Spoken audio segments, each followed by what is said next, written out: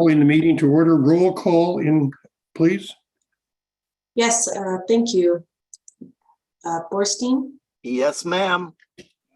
Kelly, Yes. Meggs, Yes.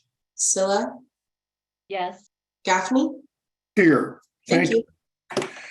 Please join me in the Pledge of Allegiance. I pledge allegiance to the flag of the United States of America and to the republic for which it stands, one nation, under God, indivisible, with liberty and justice for all. Thank you. I'd like to approve the agenda now. Any board member or member of the public want to change anything? We do have a guest, at least two guests. Let's see, well, I think that it's not a heavy agenda. Yeah. Yeah, let's just, unless somebody wants I to. move to approve the agenda. What, Doug? I would move to approve the agenda. Okay. Second. Okay, any comments from the board or members of the public? Okay, roll call, please. Thank you. Borstein, Yes. Kelly, Yes. Meggs, Yes. Scylla, Yes. Gaffney. Yes, Unanimous. Thank you. thank you. Let's move on to 3, open time for public to raise items not on the agenda or for future agendas. Each address is limited to about 3 minutes. The board may not take action. Is there any member of the public wishes to speak? Okay, not seeing any. Let's move on to agenda item 4, committee reports. Finance Committee. Mary, could you take this? Sure. The Finance Committee met yesterday. We reviewed the financials for this meeting and agenda item number 8, which pertains to the award of the contract to Harris for design services. The financial reports look beautiful. It reads, as I said, more like reading than like finance. And so we thank Corey and Felicia for their work on that, on making it really, a remarkable document, conveying the financial information in an easily accessible way. And we as a full board will review the Harris contract. And that's what the Finance Committee did yesterday. Okay, thanks, Mary. And we would like to also note that board members had made comments, for example, transparency on the board salaries that got in there. And we got a good definition of our reserve fund policies. So it's a work in progress, but it's good and getting much better too. Thanks. Okay, let's move on to the Ad Hoc Facilities Committee. Michael, would you want to take this one? Sure. Tom and I and Felicia and Steve went yesterday to look at what's going on at the new building at 1111, and just so impressed with how it's looking and the care that's being taken to do it right. I mean, I really hope, as I hope everybody else does, that this is a building that we're going to be in for a very, very long time. And just making sure that the outside is going to look correct and nice. And I know that Felicia said that they had a tour of the facilities with, I don't know if it was all, but some of the people in our crews, and they came and they're taking input even at this late date. And small modifications that, are just nice for them. And then our people will feel like they're being a part of this whole project and feel a sense of ownership of being there, like, hey, we helped to do this. And it's just very nice. The new boardroom downstairs, big cement cuts all over the place to get plumbing in there, and that looks like it's all going well. There was some indication of that there was a bit of a slow up for a few days now, just while the contractor and subcontractors figure out some details. But everybody seems to feel really well that that'll go without a hitch, and it just looks really nice. I'm excited for us to be there and for everybody to have their space. Yeah, that's great, Michael. And, we asked about the schedule, and it looks like, March or April is a realistic time that we might move in there. So far. And meanwhile, Comcast is paying us a bunch of money a month to help support us on this project. So Yeah, if you notice in the finance report, it's a considerable amount, almost $30,000 they pay in rent each month. And we're of course paying for the upstairs and the front area part. Okay, Central Marin San, who's going to report on that? Doug or Michael? Doug, you want to go for it this time, or I'm happy to, whatever you want. I'll take it. So we looked at the fiscal 22 audited financial statements, and they looked very good. There was no issues with the audit or the auditors. We accepted substantial completion. There's a little bit left to go on one of them. The secondary clarifier number 1 and number 4 rehabilitation project. So that project's now done. If I remember correctly, 3 was done last year and number 2 is coming next year. So that'll be all 4 of the clarifiers rehabilitated.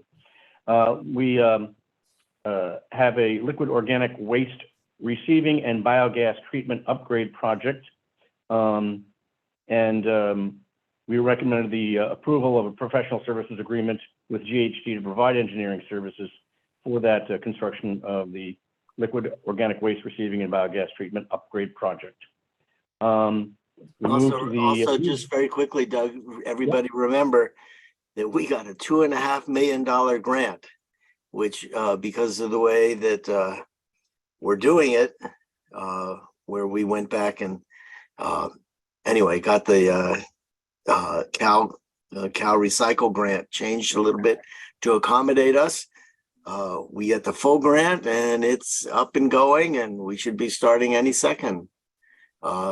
Breaking ground. So it's very exciting, and it's free to the district. And we rescheduled the December board meeting to, I think, a little later in the evening, if that was what we did, correct? A little bit earlier. 7 o'clock. So we're starting it earlier. Is that what we're doing? So a little bit earlier to accommodate another meeting, which Jason has to go to. Yep. That was about it. It was a pretty light meeting. Okay, thanks, Doug. Pamela, North Bay Watershed. Yes, we met November 4th from 9:30 to 11:30 a.m. It was a hybrid meeting, so half of us were Zoom and half were there. It was at the Petaluma Ellis Creek treatment plant. And it was pretty interesting because this it's at a water recycling facility in Petaluma on the Ellis Creek. And I guess I don't know what happened. I guess I had a little tour before. I'm not really sure on that, but the plant is a wastewater treatment plant for the city of Petaluma and Pengrove. And the city manages a biological secondary process treating the waste using microorganisms grown and kept at the plant. The facility currently takes in about 3.5 million gallons of water per day, and they are capable of producing about 5 million gallons of recycled water per day on average. I'm not going to read the rest of the paragraph here, but you have it in the PDF that was sent.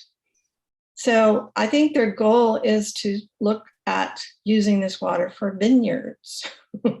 But anyway, I didn't see the plant, but I'm going to check them out and go up there. It sounded pretty cool. So at the meeting, we had a guest speaker, and her name was Stephanie Bastian. She is the executive director, and Maxine Spellman, also a board member, Friends of the Petaluma River. And they have a project called the Petaluma River Greenway, and they're fostering enhancement of a downtown watershed resource. So they came up with an overview and plans to create a multi-benefit river corridor project in an undeveloped and tidally influenced area near downtown Petaluma for public access to mitigate for sea level rise, protect sensitive habitat, and serve as a model for riparian corridor protection in the watershed. Included in her presentation were topics on the upper river corridor on different parcels, and they have a list of needs, very long list, and their conservation issues involved. So it's quite a project that they're taking on.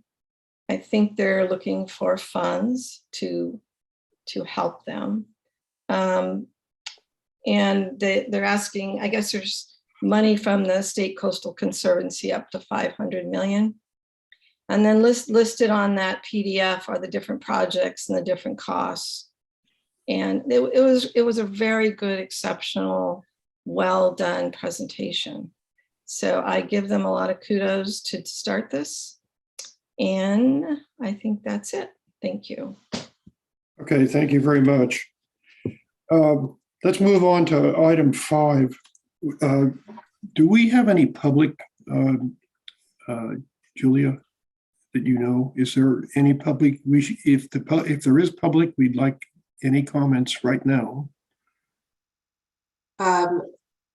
President Gaffney, I believe all the attendees here are either consultants or staff.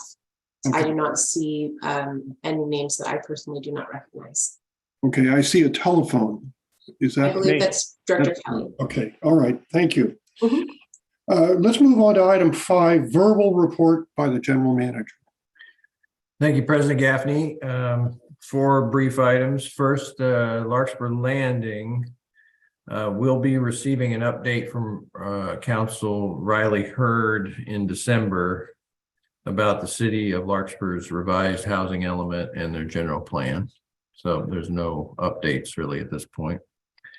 Number 2, 1111 Anderson. Just echoing the Facilities Committee report, construction is proceeding on schedule for a March or April completion date.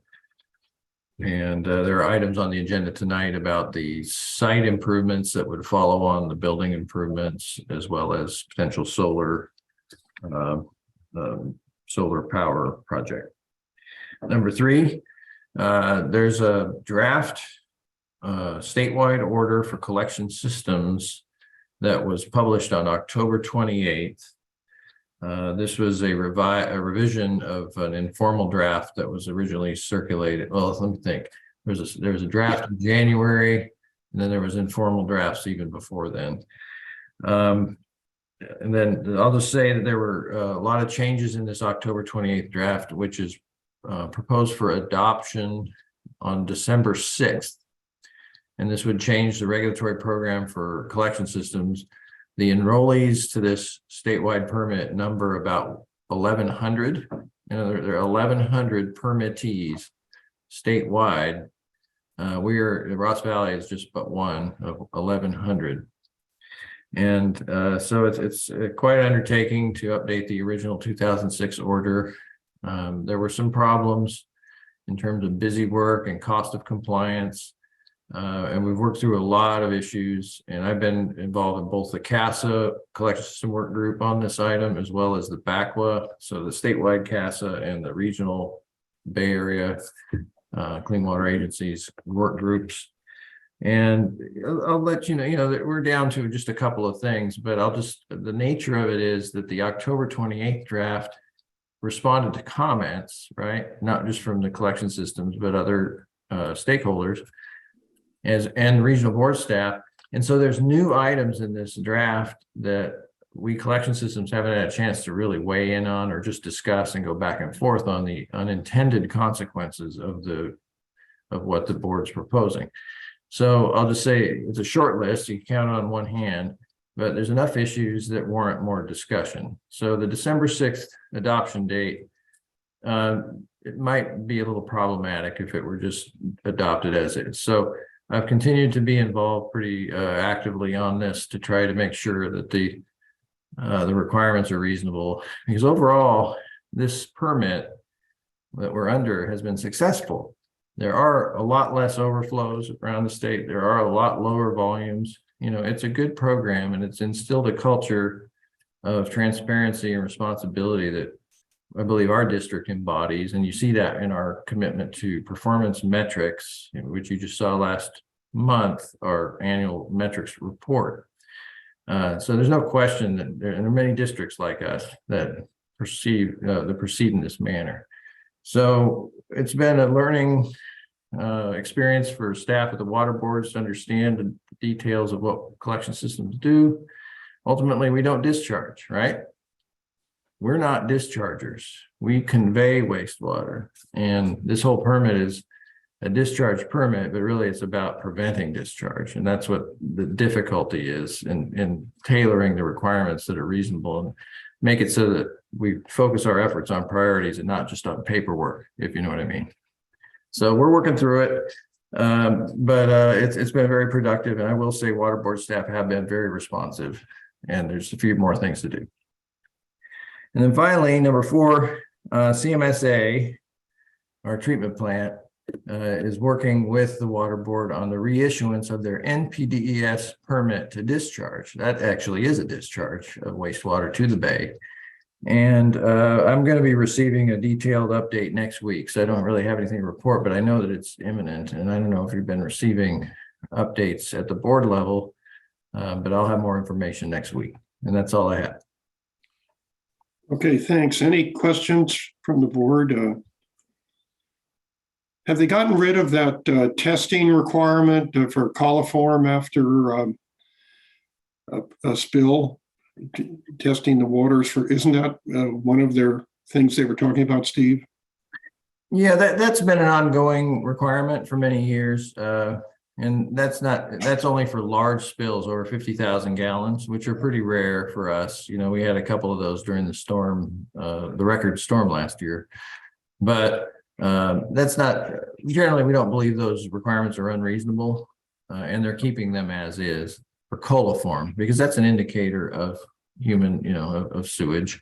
What we were concerned about were monitoring for things like dissolved oxygen, pH, temperature, and turbidity, or when these are just one-time discharges, and it's pretty hard to even see a change in those water quality parameters. So we had that removed from the draft that was in the January draft, and the water board accepted that change.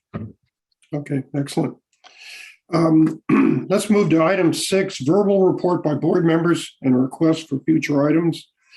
Do any of the board members wish to give a verbal report, or Doug? Let's do Doug, and then you. A couple of things. I wanted to tell you all that I did have somebody reached out to me from the South Ridgeway Kentfield Homeowners Association about the project going on there, part of the 22-23 gravity sewer project. And I spoke to Steve and I spoke to them, and they're very happy with our answers. So no big deal there. On kind of an unrelated note to Ross Valley, but maybe it will be sometime.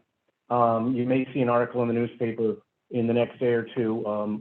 I attended the Tamalpais Unified School District meeting last night on behalf of the Coalition of Sensible Taxpayers, in addition to Mimi Willard, and we scolded them for ending their hybrid meetings, which, by the way, they did on a discussion, not a vote. One of our board members can't attend our meetings, and if we didn't have hybrid meetings, she'd be sorely missed. And I think that the Tamalpais School District should really continue to have hybrid meetings, because you have single parents, you have people who won't drive at night. So I'm just saying, I'm out there on that subject, so that might come sometime here.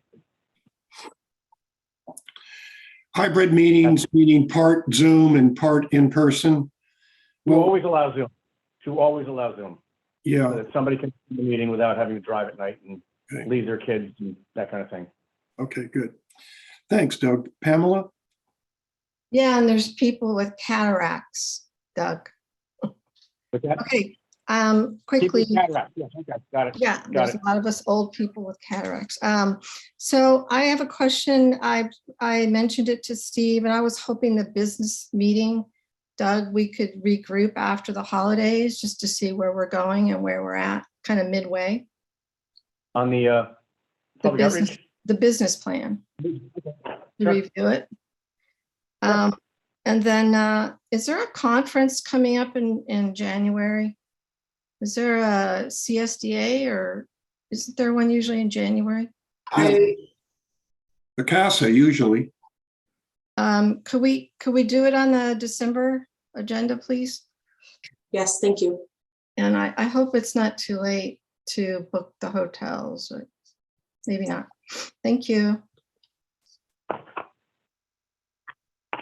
Yeah, on that point, Director Meggs, I think I saw in the newsletter that it may have been announced and hotel rooms may be being booked.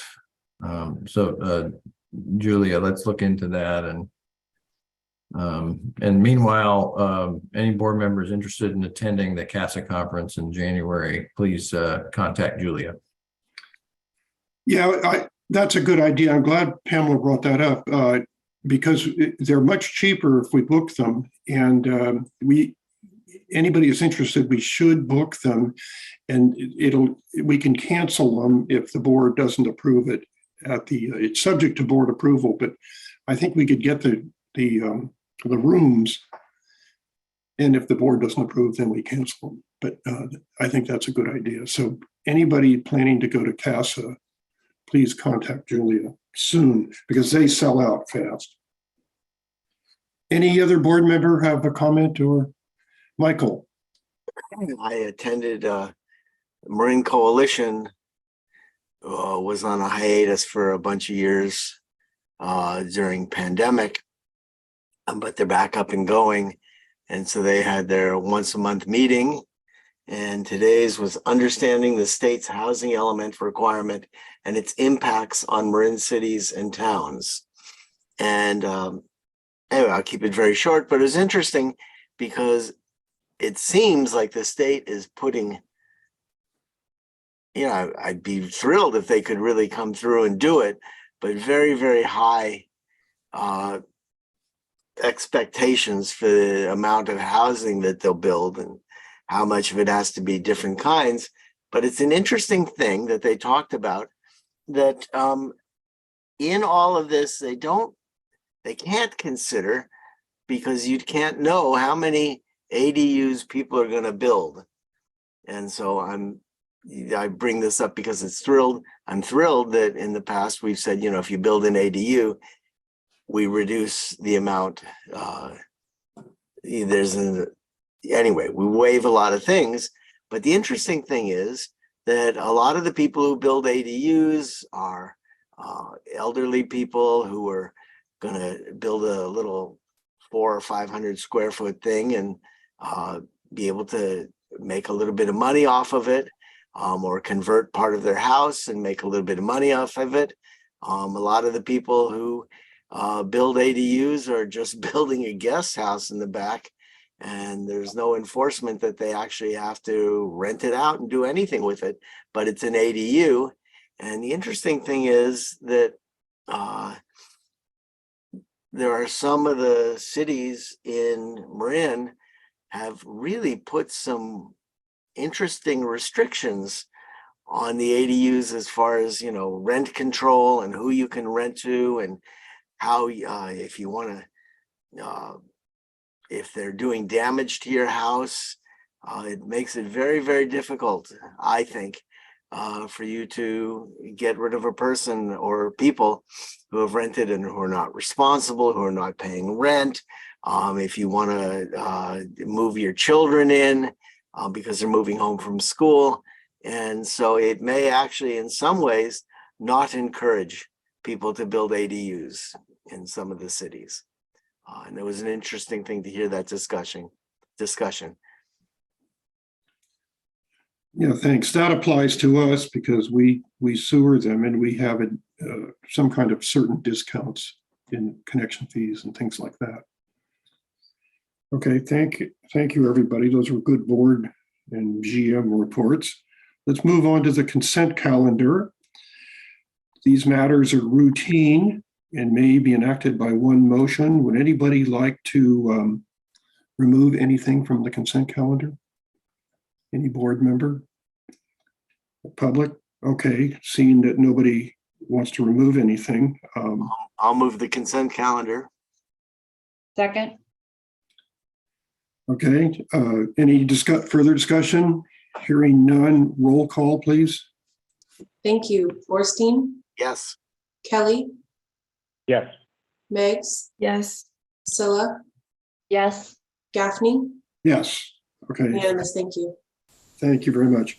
Let's move on to agenda item 8, consideration of authorizing the GM upon review of legal counsel to approve task order number 6 to the master service agreement with Harrison Associates for design and engineering services during construction for the 22-23 gravity sewer improvement project number 955 in the amount of $598,747. So Steve, are you going to introduce this one? Yes, thank you, President Gaffney. I'll just note to the board that this item for design and engineering services during construction is the product of a request for proposals process. So we had a competitive process for this design contract. It is a larger project, the largest project we've put together since 4 or 5 years, and almost 3 miles of sewer rehabilitation for the 23-24 year. And so staff believed it was a good time to have a competitive process for design services for a larger contract. And but we do have before you here, Karosh is here on behalf of Harris Associates, a familiar face. They were selected as the most competitive proposal, and so we're pleased to recommend that the board consider approving a contract with them to get underway on this very ambitious project that covers some areas. It's a nice mix. We have a conceptual approach to our capital projects for gravity sewer of doing about 50 or 60% driven by the IAMP update of last year. So a little over half driven by that scoring system. It's based on risk, and then about a third of the consideration is direct input from field staff on maintenance, headaches, access issues, known defective sewers. And then 10% or so is actual SSO sites, places where we've had overflows, where the capital project will be the corrective action that makes the most sense. And this project of 23-24 really pulls those elements together in a very well-founded, prioritized project that's defined based on a combination of those factors. And we feel very confident that we're recommending the right sewers to be worked on at the right time. With that, I'd like to go ahead and hand over to Phil with anything else he'd like to describe, and then we'll hear from Karosh. Sure. Thank you, Steve. So the design contract that we're looking at approving tonight is for the 23-24 gravity sewer improvements project. As Steve mentioned, it's looking to be over 3 miles of pipe, between 3 and 3¼ of a mile of pipe getting replaced. That's looking like over a mile in San Anselmo, over a mile of pipe in Greenbrae, and then about 3/4 of a mile in Fairfax. Right now are the planned areas of work, and we're very excited to get Harrison Associates under another task order. You can see as task order number 6.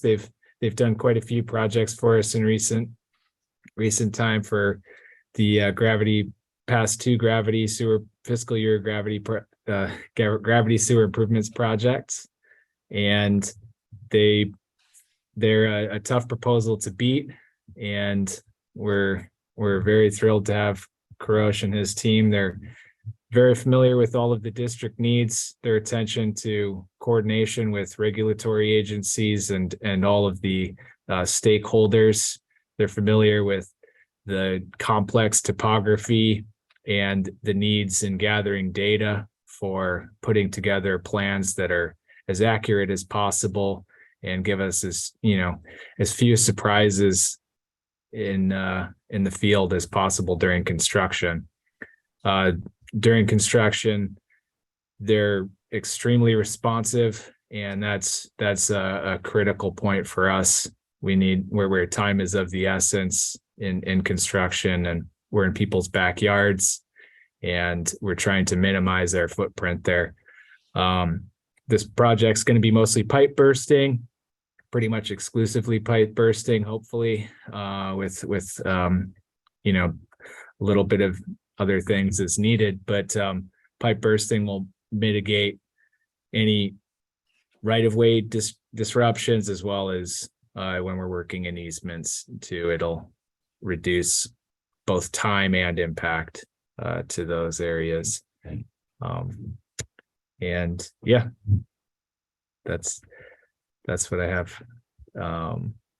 Karosh. Sorry. Okay, thanks. Thank you, Phil. And not a whole lot to Steve and Phil mentioned. It's just having completed multiple projects for the district in recent years, we feel like the extension of the district staff, and we appreciate the opportunity to serve again. I'm looking forward to completing another successful. Okay, well, thank you. Does the board have any comments? Yeah, Doug and Pam, you'll be second, Pam. Doug? When we're doing the pipe bursting, are we doing replacing lower laterals, some lower laterals, a few, many? What's the situation on the lower laterals when we do pipe bursting? So when we do pipe bursting, the standard practice for us is to just replace the connection to the main. And because the pipe is maintaining its same alignment, we just provide a new connection to the main. Okay, Pamela? Doug, you stole one of my questions. Just to go over a little bit more on the pipe bursting. So you're not foreseeing much open cut. Is that what you said? I just wanted to be clear on that. That's correct. I mean, we're just entering into design. One of the processes during that is going to be evaluating the best method of replacement. The pipes that we've selected at my rough glance appear to be good candidates for pipe bursting, but the plan is, yes, to prioritize pipe bursting. Pipe burst, open cuts a lot more money, right? Yes. Yeah. Yeah. That's why it didn't quite, it's kind of guessing right now in some ways. Is that what you're saying? I mean, in some ways it's guessing, I guess. Our approach is to pipe burst, and then if there are subsurface conditions, if let's say there's a sag that would make so there's a dip in the pipe that would make pipe bursting typically not a good idea, then we would come back and excavate those sections where it is sagged.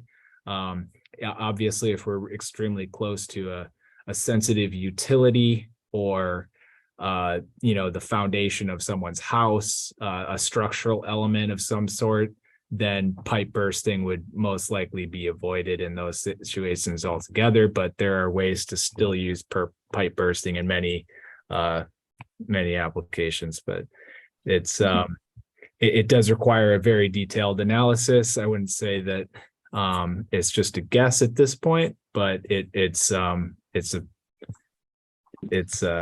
yeah. Yes. Okay, thank you. Okay, any Michael or Mary?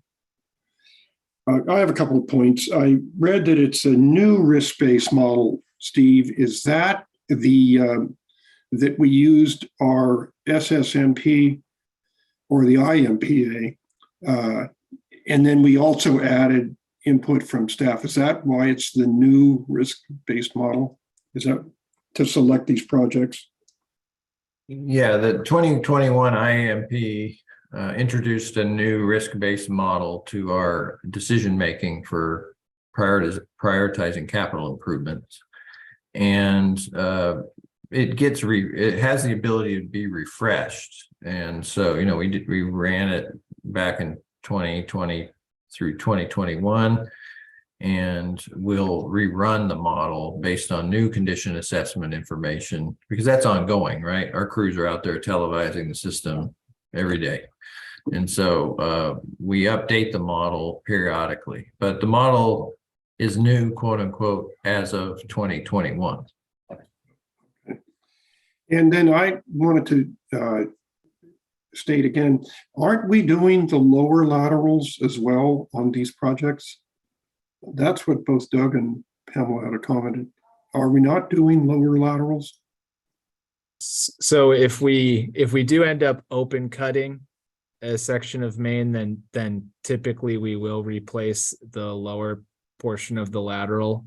There are some instances I could think of where we would potentially replace part of a lower lateral during pipe bursting, but the plan and our typical detail is to just reconnect, so they get a new connection to the main, but not their entire lower lateral getting replaced.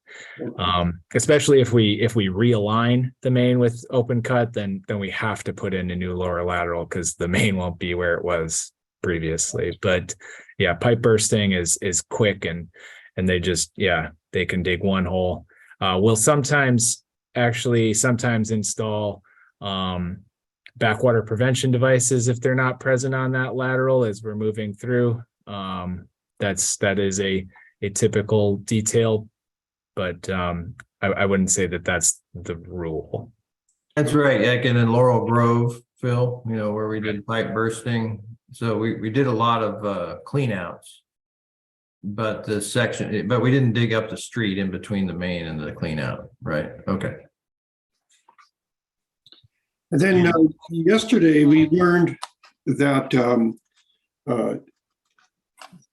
all those segments of pipe that you see listed on one of the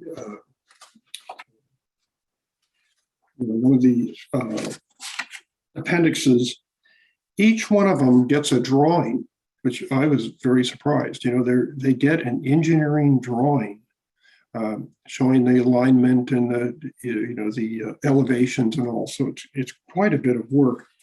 And so I had a question. It seems like a pretty short schedule. And Mr. Ranapur, is that a problem? Are you going to be able to make that schedule? It looks pretty tight to me. Yeah, and that's why we propose to have two teams work on this project. There is a team leader that's assigned to the northern portion of the area, and then another team leader who is assigned to the southern portion. So these two teams will be working concurrently to make sure that we meet the schedule. It is a little bit larger than what we are accustomed to, the projects that we've done in the past for the district, but we have staff accordingly for that purpose. Okay, good.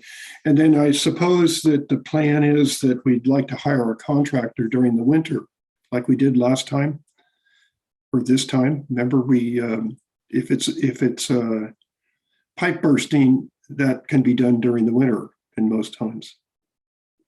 Is that the plan with staff? Yeah, that's correct. It's a substantial, the length of the entire project is going to be substantial. So it would be pretty hard to avoid wet weather altogether anyways. Yeah.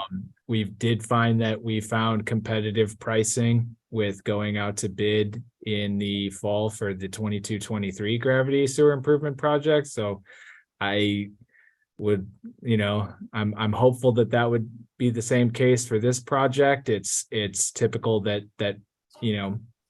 pipe bursting crews could be finishing up a summertime project and still able to work through a good part of the winter, which pipe bursting isn't like open cut where you're concerned about trenches collapsing and roadways getting undermined and things like that while you have big excavations open. Pipe bursting's a bit more surgical, and in many cases a little bit of rain even helps when you're hand digging in easements and things like that. It can be a benefit in some ways. Okay, well, thank you. Any more questions from the board or staff? Okay, well, I'm looking for a motion here. I'll motion to authorize the general manager, upon review and approval of legal counsel, to execute task order number 6 with Harrison Associates, Inc. in the total amount of $598,747. Second. Okay, thank you. Roll call, unless there's further discussion, roll call. Thank you. Borstein, Yes, and thank you to Harris for taking care of us always. Kelly, Yes. Meggs, Yes. Scylla, Yes. Gaffney, Yes. unanimous. Thank you. Okay, thank you. Let's move on to agenda item 8, discussion and direction on the installation of solar photovoltaic panels for the RVSD headquarters at 1111 Anderson. So who's going to take this one? Oh, yes. Well, I might like to hand this off. Felicia, you've been kind of overseeing the site work at 1111 Anderson. Yes, I'd be happy to introduce the item and then pass it along to Phil and Courtney for details. And we do actually also have with us Eric Nyman, our solar feasibility study consultant. And he's prepared to present a few slides to the board to assist with this presentation as well. So, but as a matter of introduction, a solar feasibility study for the new headquarters at 1111 Anderson was part of the adopted business plan for this fiscal year. So staff diligently went to work looking for a consultant who could help us with such a study. And we're lucky enough to find Eric, who's been very generous with his time and producing documents, some of which are included in the packet for the board's review this evening. There are two systems that staff and the consultant have considered for the board's presentation tonight. One is a rooftop photovoltaic system on the building at 1111 Anderson, and the other is a carport system. There'll be some, again, more detailed discussion and description of those two systems tonight. And then 3 different financing options for the 2 different systems, or I guess I should say 3 financing options for the canopy system and 2 for the rooftop, since one of the financing systems was not feasible for the rooftop PV. I think, just kind of overall, I would say this is a very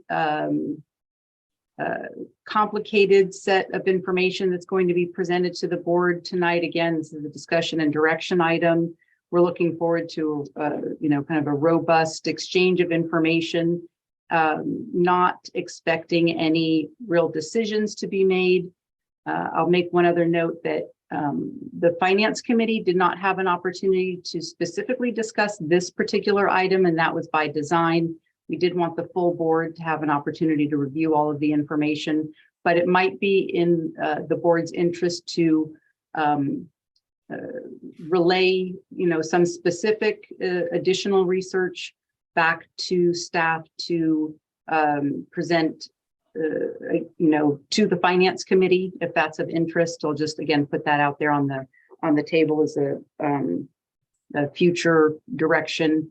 And then lastly, I would say that again, in terms of financing, that this project or any of these potential projects weren't budgeted for this fiscal year, but could be considered for a future fiscal year budget.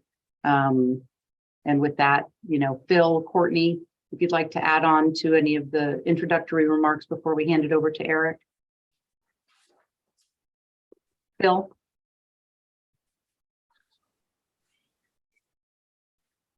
Oh, sorry about that. Yeah, so big thank you to Eric for joining us tonight from Sunlight and Power. I believe he's gonna give a presentation a little bit discussing some of the options, but we as Felicia mentioned, we're looking at those two options of two installation applications for rooftop and carport canopies at 1111 Anderson. The financing options available are presented there in that table for both of those installations, and the each one kind of carries its pluses and minuses, but it really comes down to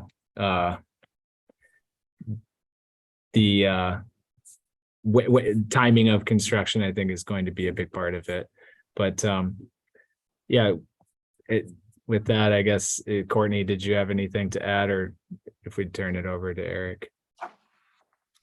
I think I'm just going to echo you, Phil. Thank you, Eric, for joining us. And you sent me your slides earlier, and I know you have some valuable information to share with the board. So I'm going to turn it over to you to get the ball rolling on this discussion.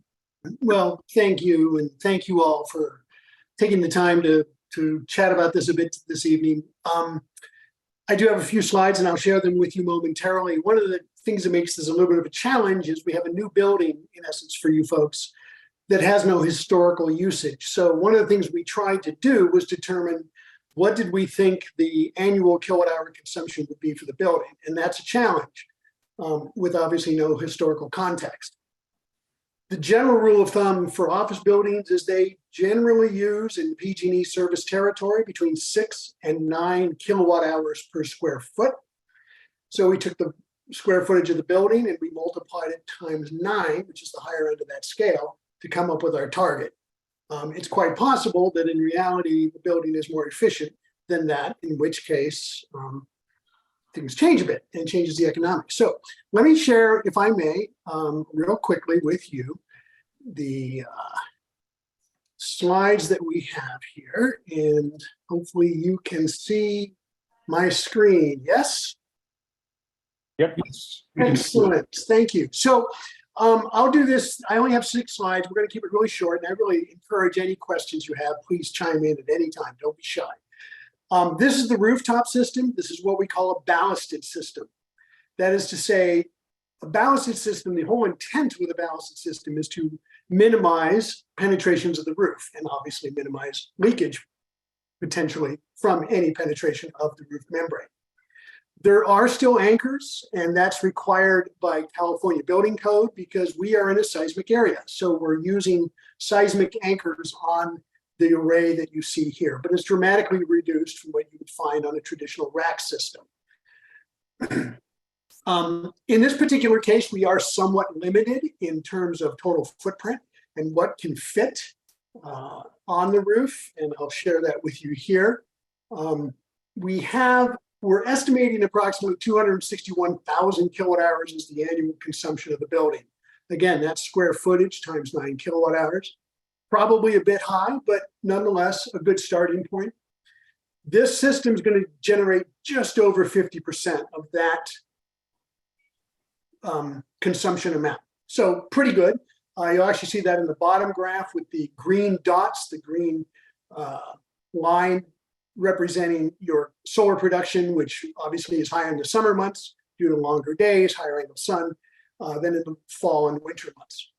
And then the blue columns represent the expected usage. So In this particular case, we're using a office building profile, putting in a total amount of kilowatt hours, and it actually breaks out those kilowatt hours based on averages for other type of buildings of similar square footages. So that's what we're seeing here. So pretty good, 50% or more, again, depending on usage. So in this particular case, I ran a quick financial model. PV systems, photovoltaic systems, are expected to last about 30 years. In fact, the warranties on these things are, in most cases, 25 years on workmanship and 25-year performance guarantee.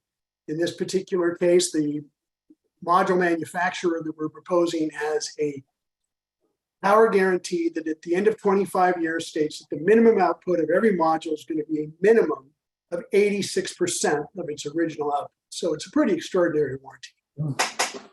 We do get a little bit of degradation, and that's actually modeled in this. In this particular case, this is represented as a cash purchase. A couple other assumptions in here. We're assuming a degradation in the system of about 0.3% per year in its output. And we're also factoring in an escalation of 4% per year from PG&E, which, given historical rate schedules that this building most likely will be on, is probably a little bit conservative, but it's better to be conservative than overly aggressive. Rather over deliver and under promise. How about that? So in this particular case, this model over the 30-year term is showing an internal rate of return of 16.8%, pretty extraordinary. You'll notice in the red column on the left-hand side under O&M and equipment replacement, there are some red numbers in there. In year 16, we're anticipating an inverter replacement. The inverter is the device that converts direct current coming from your PV system on the roof to alternating current that can then go into your building and be compatible with power coming from PG&E. There's also just an annual accrual we build in there as well, starting year 13, and I'll get to explain why in a moment.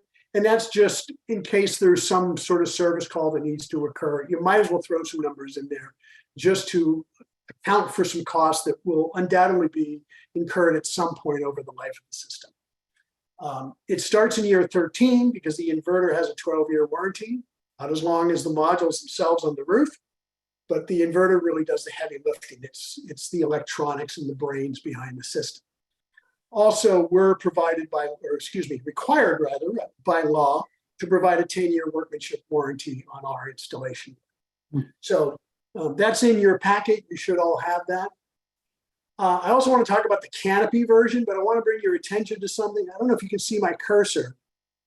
But, good. On the east side of the building, there are overhead power lines with PG&E.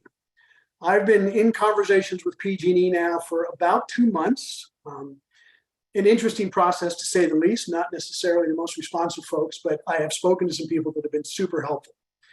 There is a requirement, because this is a tower at the southeast corner of the building, if you will, and we have a minimum requirement of 50 feet away from that tower and away from the power lines.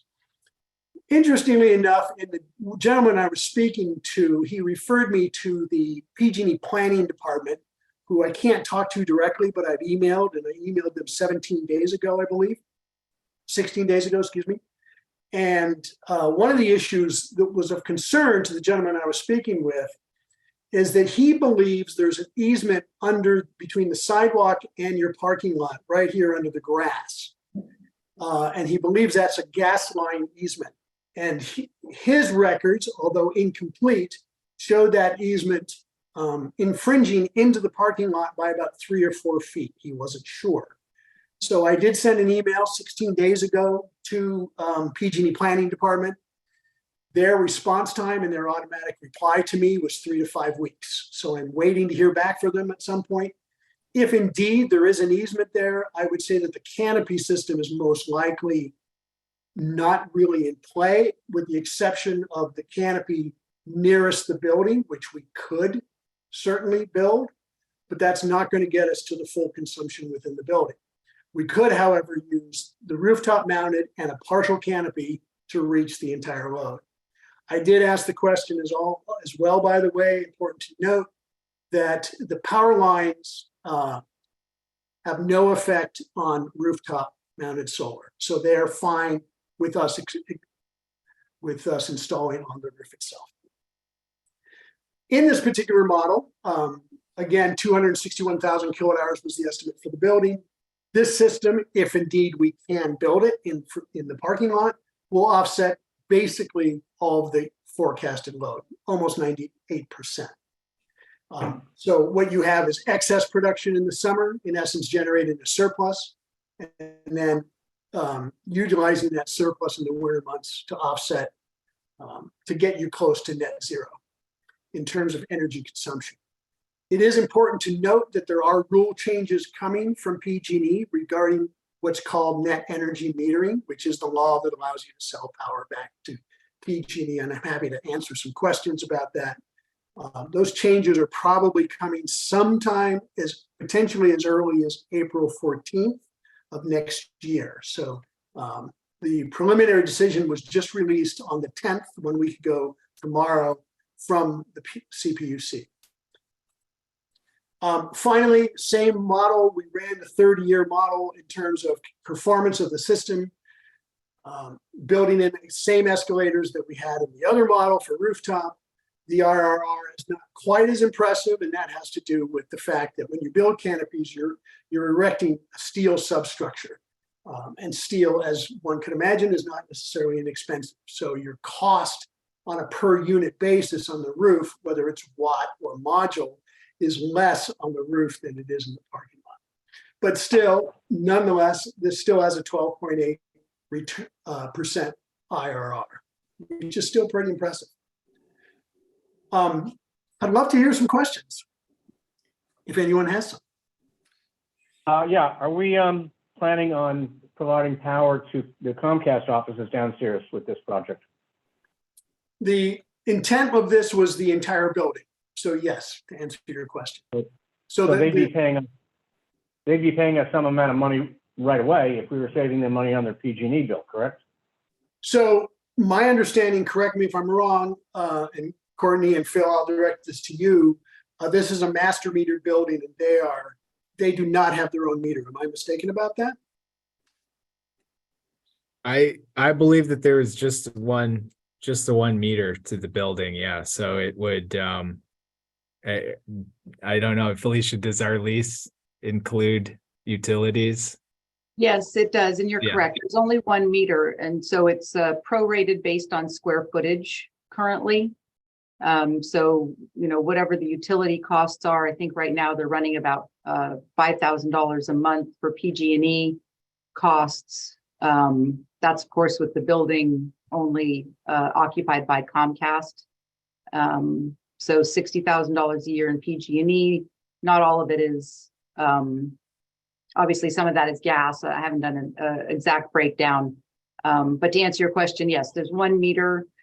We would be effectively reducing Comcast's utility bill as well as ours. Doug, to answer, I think, your question. Yeah, you answered the question, but if we're reducing their utility bill, wouldn't we want to make an agreement where they're going to have to give us some portion of that back? I don't think we I mean, can. Eric may be able to answer this question better than I can, but I don't think you can charge a tenant for utility costs that you don't actually pay. We don't allocate to them their portion of it's just a triple net lease. I think that's the term. Well, it was a triple net lease when they were occupying the whole building, but now that we're occupying half of the building, we're allocating a proportionate share of the utility bill based on their square footage and our square footage. So it's the opposite. Sorry. I knew that triple net lease meant something, but we pay their utilities. We pay the utilities for the whole building, and then we charge them back for it. Itemizing it? Yeah, annually, what we're required to do per the lease is demonstrate all of the costs that we've incurred over the year, and then send them a bill for reimbursement. Oh, okay. Okay, then that is closer to what, yeah, sorry, I was misunderstanding. When it was Well, triple the- net, they were just paying PG&E directly. Right, Right, so different now. if we're lowering the bill, there's got to be a way to make them pay at least for the part of the construction if they want to do this. If they want us to do this, we're going to be saving them the same amount of money over the years. Well, they may have shorter years, but we'll be saving them money over the years. There's got to be something that they're willing to do. It's negotiable, certainly, in terms of construction cost. Yeah, we could ask them. Okay. And And if we build both of these projects, both of them, the canopy and the roof, couldn't we just sell that back to MCE? Eric? not really. I mean, especially with the NEM rules changing. So let me address the question that came up first, which is if you're buying the PV system, you're under no obligation, nor are you restricted from still charging your tenant for the kilowatt hours that they purchase. You can't charge more than the utility would. That's the one rule by which you have to adhere. You can charge them less if you so choose. That's up to you. But let's just say as a hypothetical that the average cost, I mean, we assumed what we call a B1 rate schedule, which is a small commercial rate schedule, which is the most advantageous, candidly, for this building, especially with the solar system on top of it or adjacent to it. But in that case, let's just say they're buying 100,000 kilowatt hours a year and your average cost is 30 cents a kilowatt hour. There you go. You charge them $30,000 a year. That's perfectly legit. There's nothing from the utility perspective that prohibits you from doing so. If you want them to invest in the system, that would certainly be an option, but I think it'd be a heck of a lot easier to simply charge them for the kilowatt hours delivered because you have made an investment in the system. I would absolutely agree with you. If we're legally allowed to do that, that's exactly the way we should go, I think. But I leave it to the rest of the board to have their opinions. It's so much easier. Can you put the PowerPoint off? I'd like to weigh in on this, Doug. I don't think we're there yet. Let's. Are you still talking, Doug? I'm asking if they can take the PowerPoint down. I can do that. Thank you. There we go. Okay, Doug, I think that's premature. We have a lease with Comcast. We can negotiate with them, but it would be in, we're at a disadvantage because that's the way it works. So I think we can work that one out later. Okay, Pamela's had her hand raised. Pamela? Hi, Eric. A lot of towns have new ordinances about remodels with electrification. And I'm wondering, does this building fall under that? And the other question I have is, so on the power we're going to get, will that cover all the electrical stuff in the building, including, I don't know what kind of heating system's in there, but I'm just curious. Let's say we've maxed out on the panels on the top and over the parking lot. Would that create so much power you'd have everything covered? Because I got the impression with doing half of that you won't have that much. Is that right? So there were two questions there. The first question is in terms of what the specific requirements are for the city of San Rafael. I did not investigate that. There is a lot of electrification going on in certain jurisdictions. Berkeley, where we're located, has gotten very strict and everything is going electric and no gas. In your particular case, or let me rephrase, the 6 to 9 kilowatt hours I mentioned per square foot is basically the total electrical load for office buildings throughout the greater Bay Area, on average. There are some cases that are higher, especially when you use heat pump heating for wintertime. That number can go up, or if you add EV chargers and that sort of thing. But the way it's currently proposed, the assumption is that yes, we're offsetting all the electrical load within the building.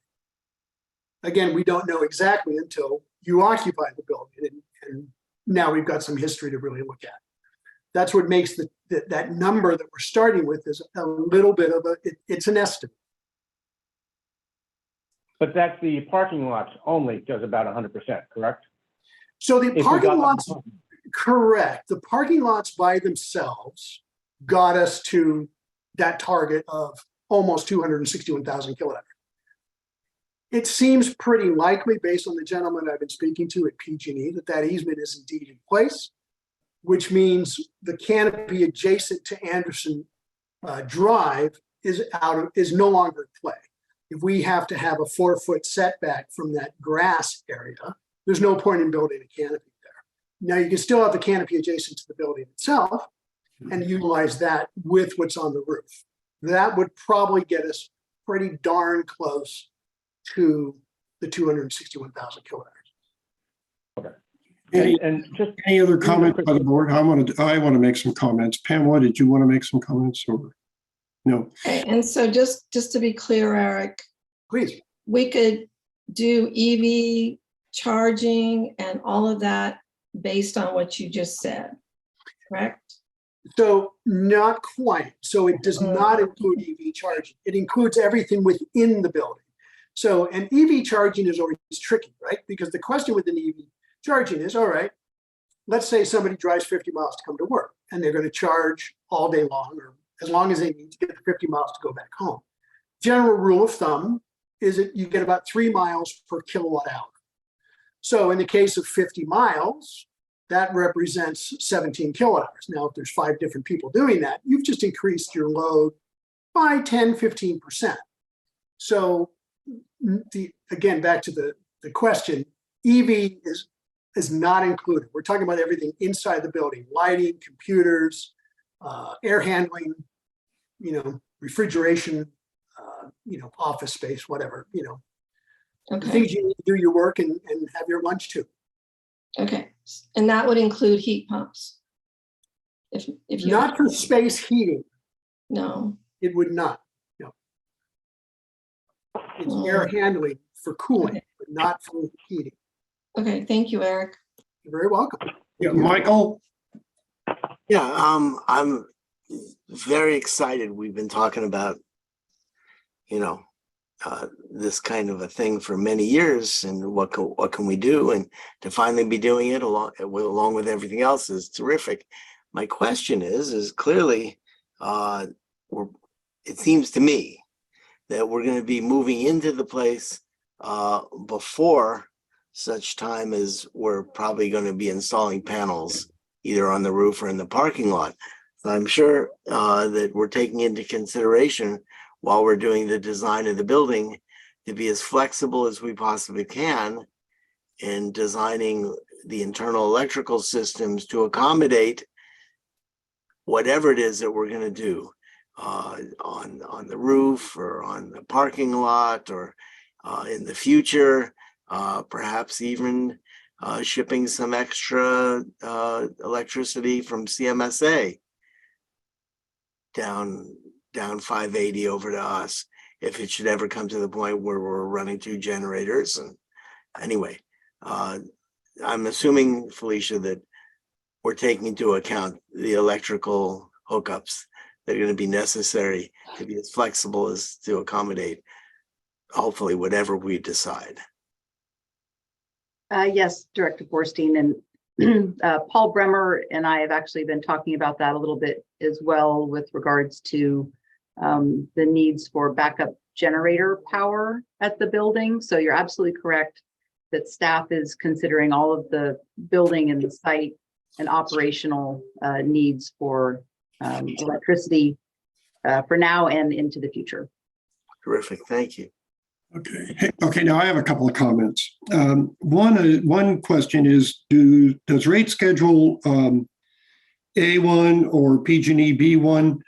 Are there tiers in those rates, or is it a flat rate structure from the first kilowatt hour on? So it is not tiered, it is flat. However, it's flat dependent on time of year. Time of year, okay. So like winter versus summer, put it that way. Given that I'd say 45% of the building is Comcast, they don't use the building that much. And I think that the estimate of 9, you've mentioned it's a conservative point of reference. I think it's an overestimate. And generally on a solar program, Pamela had a bunch of questions about, does it cover everything? It doesn't have to cover everything. It should cover a lot of your electrical use, and that's a big advantage. I think since Comcast is going to be here for 10 years, that I don't think we need 9 kilowatt hours per square foot. I think we need less than that. And so to me, the project kind of shakes itself out. Now, maybe I'm jumping the gun too much. So just my thoughts now is that the rooftop is the way to go.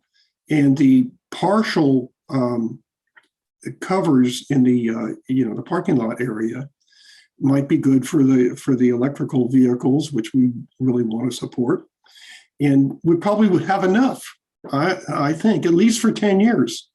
And then, well, that's my feeling on it. I thought that the 9 kilowatt hours per square foot, and I'm hearing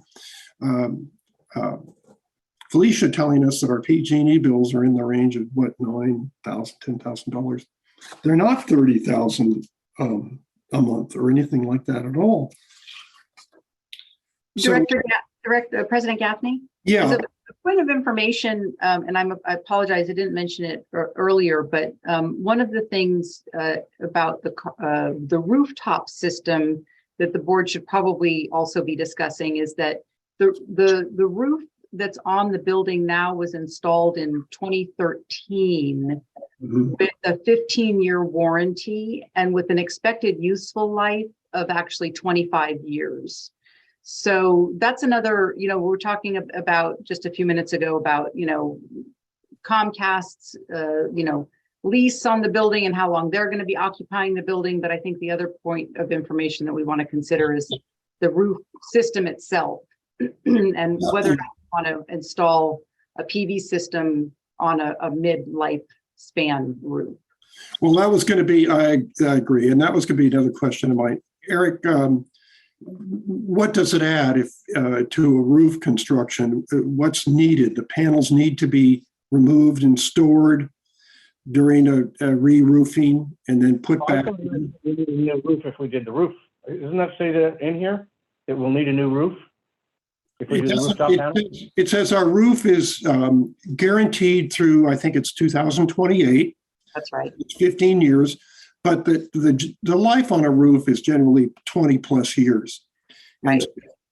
And, okay, so what would happen is that if we go to a rooftop construction and we need to re-roof, it's going to increase the cost of the roof. But we're also saving a lot of money in the meantime. So that's maybe part of the equation. But also, it looks like, just a minute, Doug, it looks like probably we're not going to be able to get much in the parking area anyway, at least initially. Maybe when in 10 years we can use the back lot for the roofing, for more solar. So those are my comments. I think we don't need Mary's next, Doug, and then you. I think we'd be perfectly settled with the rooftop and maybe then partial in the front parking. What do you think, Mary? I thought the opposite, but let me explain why. So wait, you're saying since Comcast is paying for their portion of electricity now, we wouldn't want to put in a system that reduced, that took care of the entire building? Oh, sorry, you're still muted. You're still muted. I'm saying that we don't need it, that Comcast doesn't use that much electricity right now. Okay. And we don't have to cover 100%. Solar is to be what's worthwhile. Mm-hmm.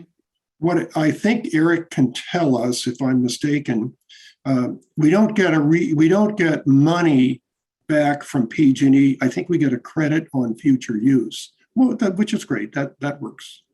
Is that right, Eric? Under the current rules, it is. As I mentioned, rule changes are coming down the pipe. They could be as soon as April 14th, unclear. So as I mentioned, the CPUC put out a preliminary decision last Thursday.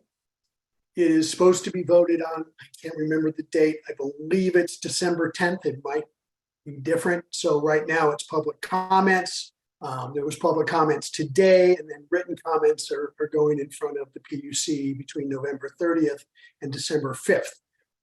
We believe there's probably going to be some changes to the decision. They might also punt and kick it down the road a little bit longer. This thing has been going on for a long time, already a year. They were supposed to have a decision a year ago. There was a preliminary decision that came out last December that was a complete mess, and they started over. They basically kicked the can down the road, and here we are 12 months later. So back to the point that was just made, under current rules, when you sell power back to the utility, that is to say the system is generating more power than the building is consuming. That could be during business days, but more likely it's holidays and weekends. You're generating your credit. And if you remember that one graph, in essence, your production or from your system is greater than your consumption in the summer months, but it's the reverse of that in the winter months. So under the current rules, you in essence generate a surplus in the summer, you use up that surplus in the winter, and then you net out at the end of the year with a true up bill that's, you know, as opposed to $60,000, maybe it's 5,000, 10,000. The rules will change in the new year. And at that point, it's going to go to a month-to-month thing. Also, what we know, although it's hard to model yet because nobody has, the numbers have just been released and everyone's trying to scramble and figure out how to do this. As opposed to, we talked earlier a moment ago about that in essence, the B1 rate schedule is a flat rate. You have a summer rate and you have a winter rate. Great.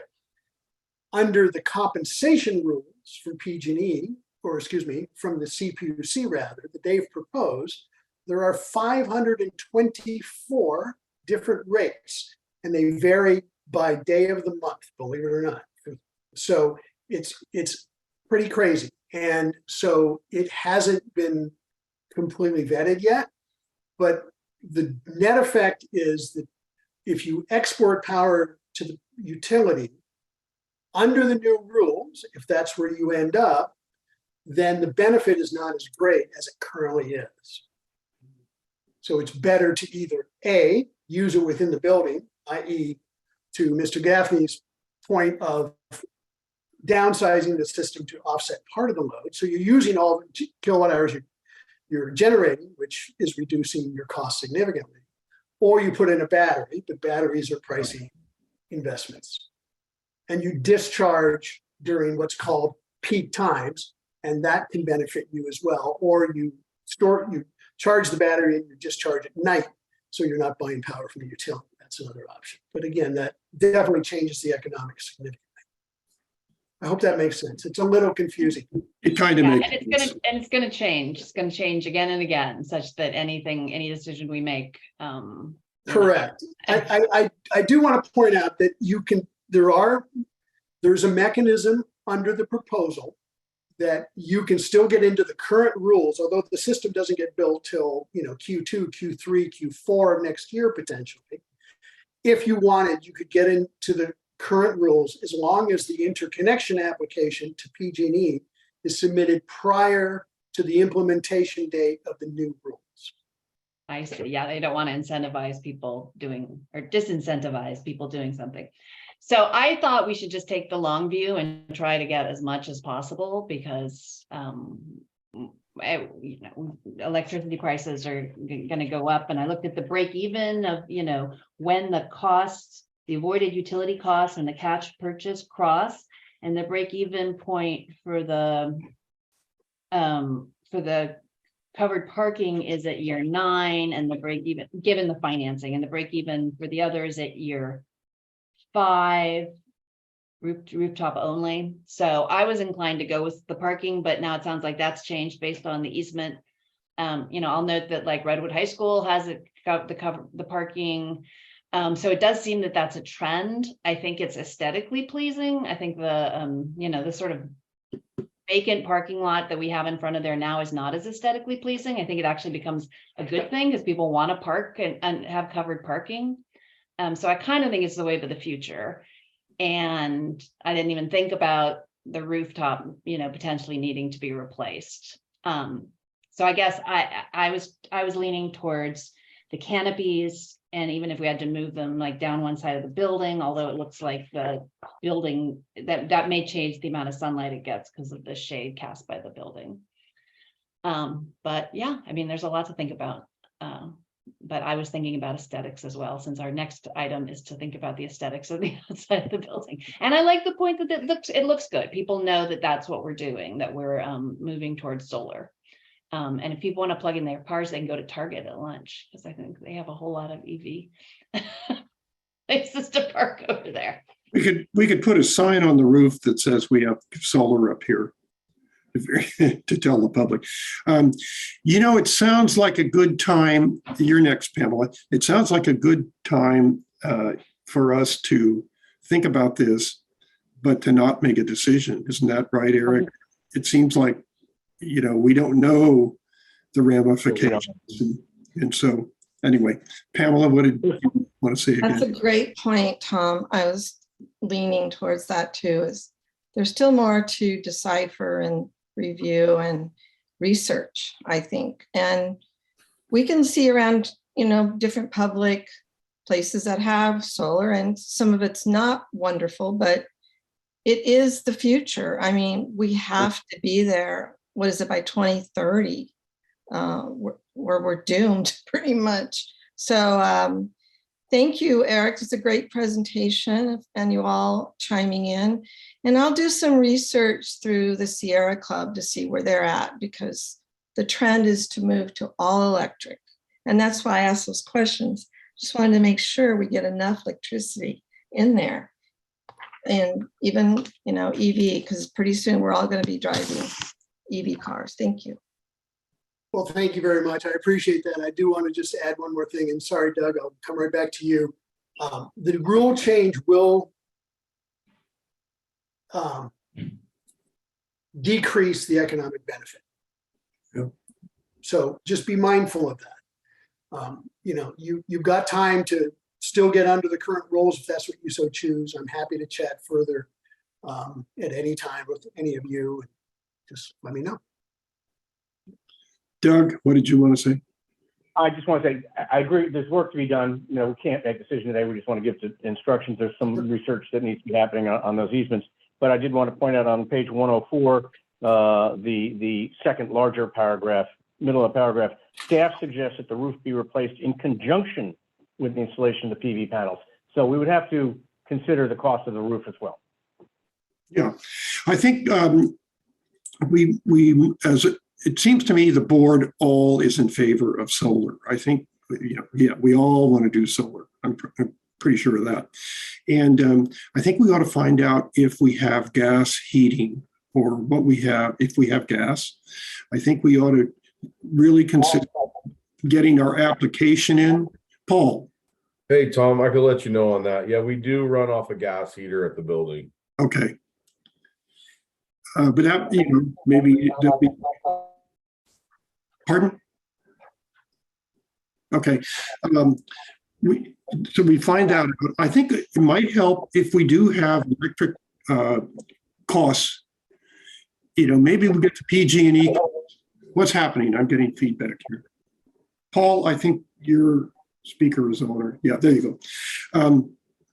We ought to get the PG&E costs for Comcast from last year before. See what they use. And and I think we ought to get an application in. Doesn't the board feel that, let's qualify under the current rates if we can? So that might be something that about the only thing we really need to work on right now. Well, it's just for the record, it's not simply sending in an application. There needs to be a commitment, unfortunately. So what's required is what we call single line drawing, which is an electrical drawing of how we're interconnecting to the building, because that's ultimately what the utility approves. They want proof of commitment. So that also involves an executed contract, just so you know. Okay. And to add, if we have to put on a roof, we're gonna have to get a permit for that. Oh, well, that's, yeah, of course. Michael? Yeah, just real quick. This has been really, I think, an extraordinary conversation. And I like the idea that we have so many options. And what Tom brought up about, the 9 kilowatt per square foot, when really we know that Comcast just isn't down there and we're probably not going to use that much. I agree with Tom. And, the idea that in 10 years, where you were maybe be close to a roof warranty, roof replacement probably is going to be necessary. And at that point, I'm sure that the solar economics will be better than they are currently. And we're going to have access to the entire back parking lot. And so it may come to the point where if we put up, at that point, the solar in the back parking lot, when we have full access to it, when we replace the roof, we won't have to replace the panels on the top because they'll be in the back. So I think, by putting it on the roof now, we don't have to worry about the easement in the front. And also, hopefully we're going to be moved in, which will then mean our people won't be able to park in the front while they're putting up the solar panels in the front, and gives us the options for the future. So anyway, yes, let's do some form of it at some point and continue this. And actually, staff anticipated that we wouldn't be able to decide right now, but it was just an information discussion, and it's pretty complicated. And Eric, I think you did a good job of trying to simplify it for us. Well, hopefully it was somewhat successful. So We're somewhat successful, yes. okay, good. Thanks. I appreciate everyone's time. If you need anything else, you know how to reach me. So thank you. And I think I'll bid everyone good evening and appreciate your time. Okay, well, thank Thank you. you. Like those scads of calculations too. I looked at them and boy, they were massive. Okay, and anything else the board would like to add, or we didn't necessarily give directions to staff, except, yeah, we all want to do solar. That's for sure. Okay, well, thank you. Noted. Thank you very much, Eric, for coming tonight. And yes, to your point, President Gaffney, I think staff has received enough feedback to understand that the board is generally supportive of solar, that there's a few unknowns still on the site. But as we move towards, completion of the headquarters facility, site improvements, we'd like to revisit this solar program, and we'll keep an eye in conjunction with Eric on the legislative changes that are, imminent, and bring back an opportunity for the board to make a decision on a project when it's, timely to do so. Okay, that's great. And thanks, Courtney, for trying to corral all this and get a good report out. I think Definitely. you're successful in that. Okay, let's move on. Thanks, everyone. Thank you. Let's move on to agenda item 10, discussion and direction on proposed site design for the 1111 Anderson. And this is the exterior, which is a good thing to go. Who's going to lead us on this one? Help us. Yeah, I'll kick things off. So yes, I'm sure the board's detecting a theme here. We're making great progress on the building, but for us to really relocate to this location, we need to make improvements outside the building. And knowing the board's interest in developing solar capability, we wanted to get that information that we had put together in front of you as well, so that we'll get an idea as staff, what does the package look like that we would go out to bid to do site improvements outside the building? What's the timing of the different elements, right? So that's what the theme of this board meeting is. And so building on that theme, solar is something, we really appreciate your discussion and direction on that, and we'll take that back. But there's also the need to do this work outside the building. And so staff's been working diligently, and we have some guests here that have put together some site plans based on iterations. We've had some site visits with board members, so you have a sense of what was coming, for us to be able to operate on this site and really consolidate our operations, from the landing, bringing it into 1111 Anderson, bring in the Kerner operations. And so this site plan before you attempts to really balance all of these things, that takes the elements that we have at Kerner, at the landing, and put them all on one site. So with that, I'd like to go ahead and hand off to Felicia, who's been really the project manager for the relocation. Thank you, Steve. And I'm very pleased to introduce to you Pete Peterson and Kai Okada from Peterson Landscape Architects. And they're a local firm here with many years of experience. They've been very responsive to all of the, as Steve was mentioning, programmatic requirements that we've been trying to fit onto this one site, from our current use at Larkspur Landing and our current use at Kerner. And of course, the boardroom that we're all very excited about, and moving our public meetings when we have a chance to do those again in person or hybrid at the new facility. So with that, I think I'm going to just go ahead and turn it right over to you, Pete, and you, Kai, to introduce yourselves and to present the conceptual landscape plans that have been developed so far. Thank you. Thank you, Felicia, and thank you, board. I really appreciated sitting in on the first part of this, seeing how you guys are getting out in front of these things. And the solar is something that really has an impact on the presence of the building and the setting of the landscape. And if you decide to go forward with that, I think it can complement it, but it's not essential. This is the new home for our RVSD. This is kind of pulling together all the pieces to happen in one spot. Now, I think earlier in my career, I may have been on the Santa Fe Design Review Board when this thing came through. I was on the board for off and on for about 10 years, 20 years ago.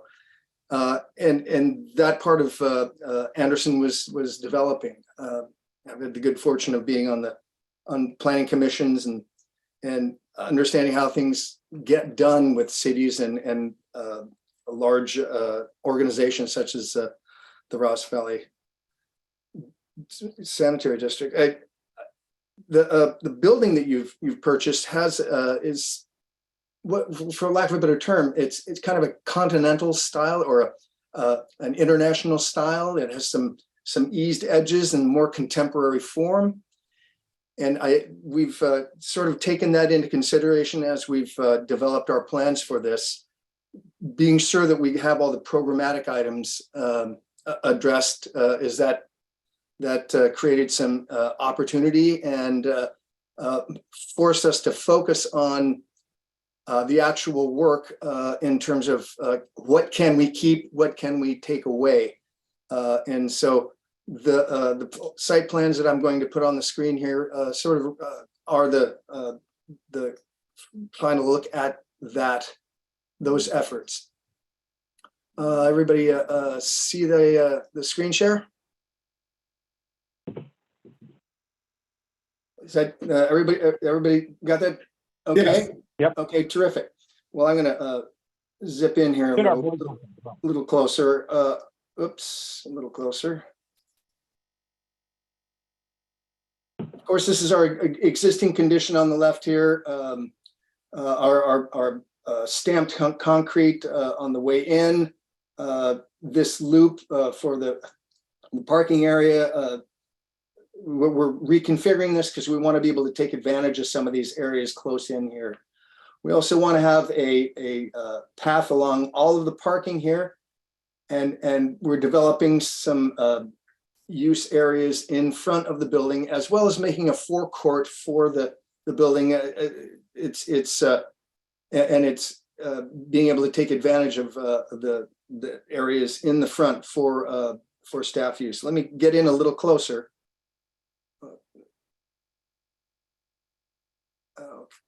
Okay, so we've got essentially, we're re-landscaping the entire front with a low water use, low maintenance approach to the planting. I'll get into the planting a little bit. I want to touch on the hardscape items first. We've gathered our handicap and added to our handicap parking here. The entry plaza has been reconfigured and creates an opportunity for a specimen planter here. We've got our bike racks and some trees some trees here. These are 2 existing trees that we can salvage, or pardon me, that will remain. And we have a new fence treatment, an architectural grade fence treatment that is a screen for the more, let's call it the corporation yard parking of the trucks, that kind of use back in here. So that's something where people coming to pay their bills or coming for meetings here, it's all behind a screen. I'll go over some of these with you as we move through the presentation. In the front here, this is the architectural screen runs along the parking and then returns back to allow Comcast access to their back area. These screens, I think we've got a blow up plan here that I will put together here. Oops. Yeah, this blow up shows an annotated plan, shows the entry court. We have bollard lights that run along the front of the building. We have our architectural screen encloses this outdoor break area and continues around here behind the tower, and then back around in front again, and then returns back to where our new gate will be for the yard for the truck parking. At the break area, there's a small gathering spot. There's a shade trellis here and some picnic tables. We've got a spot for a grill for impromptu lunches and gatherings after work. And then in the corner over here, we've got some exercise elements. The entire courtyard area will receive a new concrete unit paver. It's a sort of a running plank style. The fence is an architectural grade metal fence. We selected that for its longevity, its more contemporary form, and it's a Bach is located in San Rafael, a company that developed this system, and you see this springing up on the campus over at Cal. There's some very nice new structures. The old used to be the Museum of Modern Art has these enclosures around the outside, and it's very complementary to the architecture. We have a single bench here in the entry court that we want to create some kind of interesting lighting, so it with a relatively simple way to create that sort of hovering effect with the bench at night in the evenings this time of year. So it's a nice feature. It's something a little special for this entry court. We can talk. We can come back to lighting, but the bollards are pretty much kind of what we have now, but they'll be new and they'll be LED, and we have some lighting on the building because now we have a walkway along the building here. And we'll need to introduce some downlights up on the building that will put pools of light along the walkway. We have some sort of pennant lights in a shade structure here, just for evening or early morning use. Somebody before work, maybe work out a little bit before they hop in the truck. There'd be an opportunity for them to have that area accessible. Let's go to the next page Can I here. ask a very quick question while we're Sure on? can, sure can. And just Please. very, very quickly. Yes, sir. When Tom and I were over there yesterday, and it was suggested that all the current pavers would go away and be replaced with new pavers. I just remembered seeing in San Anselmo, on San Anselmo Avenue up by the coffee roastery, where they, instead of pavers to mark the crosswalk areas, they actually had just paving, street paving, but then they come in with a machine and it's very elegant. It looks like it's pavers. Yes, it's stamped asphalt. Is Yeah. what it is, with a coloring agent. Just curious, is that something that should be considered for that area? We're looking at things that could potentially be pervious, so we could deal with our stormwater runoff. Got it. Okay, thank you. That's good enough. Yeah. No, this is something we're looking at ways to best treat these areas. Now, we've got an interesting area here around the base of this base of the tower. We're proposing a fence, a lower wood fence, a cobblestone treatment, and then surrounding it with a planting that's going to keep people out of it. I've had some experience in doing this with other parcels. Let's move to some of the more blow-ups. This was one of the studies we did for the parking area for the vehicles that we tried to find a home for as many as we possibly could, and it worked out pretty well. Be able to take advantage of that with the data access for some of the trucks here.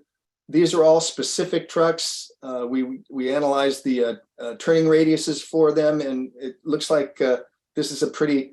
It's cozy, but it's adequate for storage. So that's with a couple of just pickup truck access for some areas that are a little closer in. We have our refuse tucked over here as well. So let's go to the next one. Here's a front elevation. I'm going to get in a little closer here because we're out a ways on this. Okay, there we go. So here's our Bach fence that runs along here. We have our gate where we can come in from the street. Staff can come in here and leave from. We have some EV charging stations out front, 2 of them that can serve both the handicap spaces and the regular spaces. The Bach fence travels around this side. It sits up on a concrete bench wall here that gives it a nice plinth and helps us deal with that, the way the soil is kind of pushed up on the building. We've got a couple of conditions there where we want to hide what that looks like, and that was a great way to a way we can handle that and integrate it into the fence, because the fence wants to sit. That what this doesn't show is how much grade change there is in this area. There's a low point in the building here where that concrete base will absorb the grade change there. This is a horizontal board fence here to allow access and monitoring the area beneath the tower. And let's move to plant material. Can I ask a quick question on Yes, that of course you can. slide? Where does the public go in? On this one? We've got a fence Right here. Right Okay. here. So that stays the same. That stays the same. Yeah, we're not Okay. changing the doors. Okay. This is kind of tucked back in off the face of the building. It's in shadow there, and it has downlighting up in the soffit. Okay. These are our bollard lights that run along the front. Mhm. And right, so the let's go to Are they protected? Those bottom lights, would they stop a vehicle? The bollards, no, they're not intended for that use. They're simply light fixtures. They're not barriers.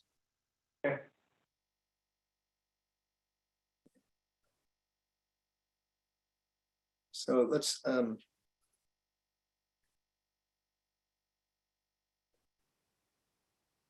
pardon me.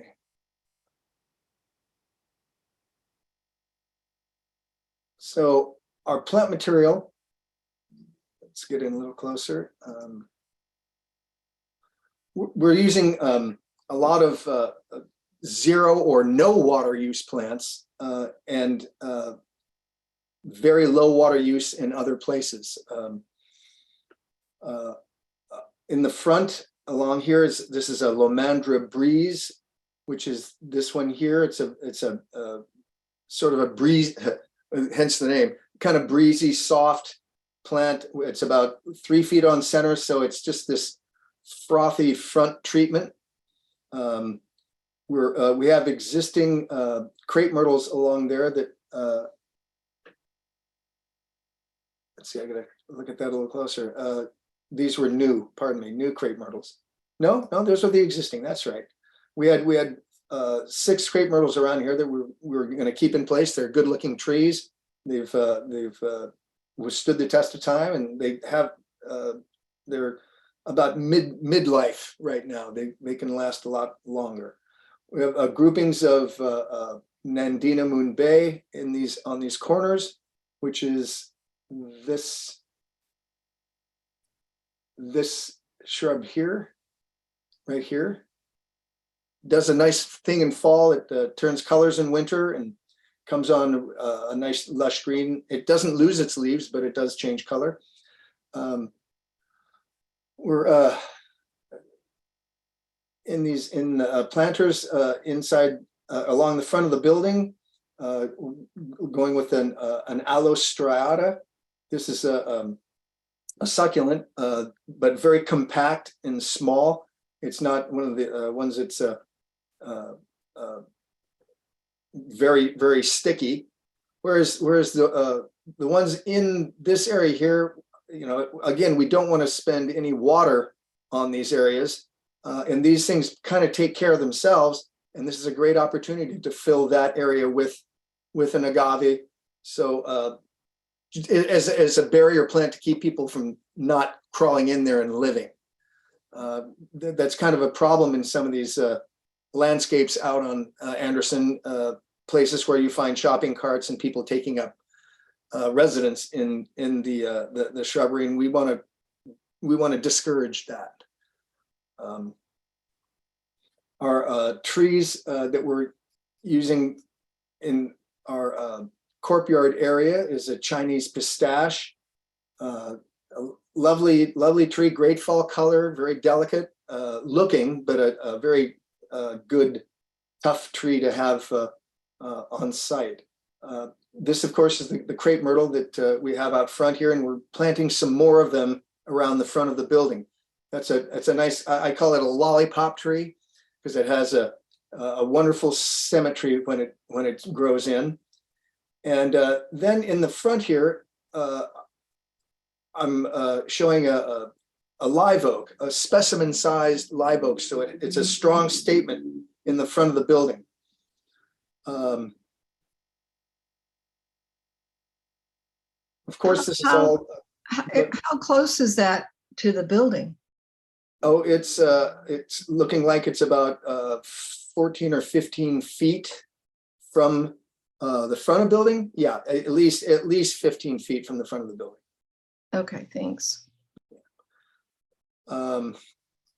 Yeah, so that's where we are with our design right now. If you have any questions, I'd be glad to take you through it, or be able to respond to any questions you might have. You want me to stop my share? You know, what we'd recommend to the board is to visit the area and bring along your drawings and take a look. Sure, I think that's a good idea. And if you'd like to, have a scheduled time, I'd be delighted to meet you and take you through it. Well, I think that some of the board members should take you up on that. Yeah. Sounds like- That's great. Yeah, I'll meet you out there sometime. These That are sounds- great, these are great plants that we can all use. Yeah. Yeah. Yeah. There's no artificial turf, right? No artificial turf. Right. And things are spaced with, so they have a little room around them. You know, they'll have time to grow in. This is it's not overplanted. I think it's a thoughtful approach. You know, landscape is changing. And I'm doing some work down closer to the sewage treatment plant. And we're going with a system that will, where 80% of the plant material is no water use. And so the succulents really begin to shine in that kind of a setting. They're not fast growers, so you have to give them a couple of years before they show. But I think it's a great alternative to just, I mean, this used to be lawn. And so I'm glad it's not that, but it will have a nice soft sort of frothy look to it. It's just, it'll sip water. Excellent. Hey, Mr. Peterson, when in the future, when we add canopies there, which I think sounds like a good idea, you know, for parking, will that integrate in well with your design? Yeah, I think we're going to be fine in this regard. A lot of these can handle low light conditions and still thrive. Okay. I have some agave at my house that's on the north exposure, and it seems to be very happy there. Is that the giant agave you have? This is the agave Americana. So it can get quite large. Yeah. In about 30 years. Yeah, I had one. It's gone. But Do they make tequila out of it? Not that one. No. Okay. Oh, that's good. no. Not that one. Okay. Any other comments from board? I think these. I have a generic comment for staff, but not for this, but it's related to the building in general. If Mr. Peterson is done. Yeah, sure. I'm just, if there are any questions, I think our work here is we're raring to go on it. So thank you for hearing us. Any more questions to Mr. Peterson? Michael? Yes. Yes, sir. Real quick, and I know the answer is yes somewhere. We're going to have a big RVSD logo sign out somewhere. Right. And the Comcast line is gone. Right. No, but it would occupy the same space. Okay. And it would be approximately the same size because I'm sure they maxed out what signage would allow at that time. And the signage ordinance hasn't changed in San Rafael.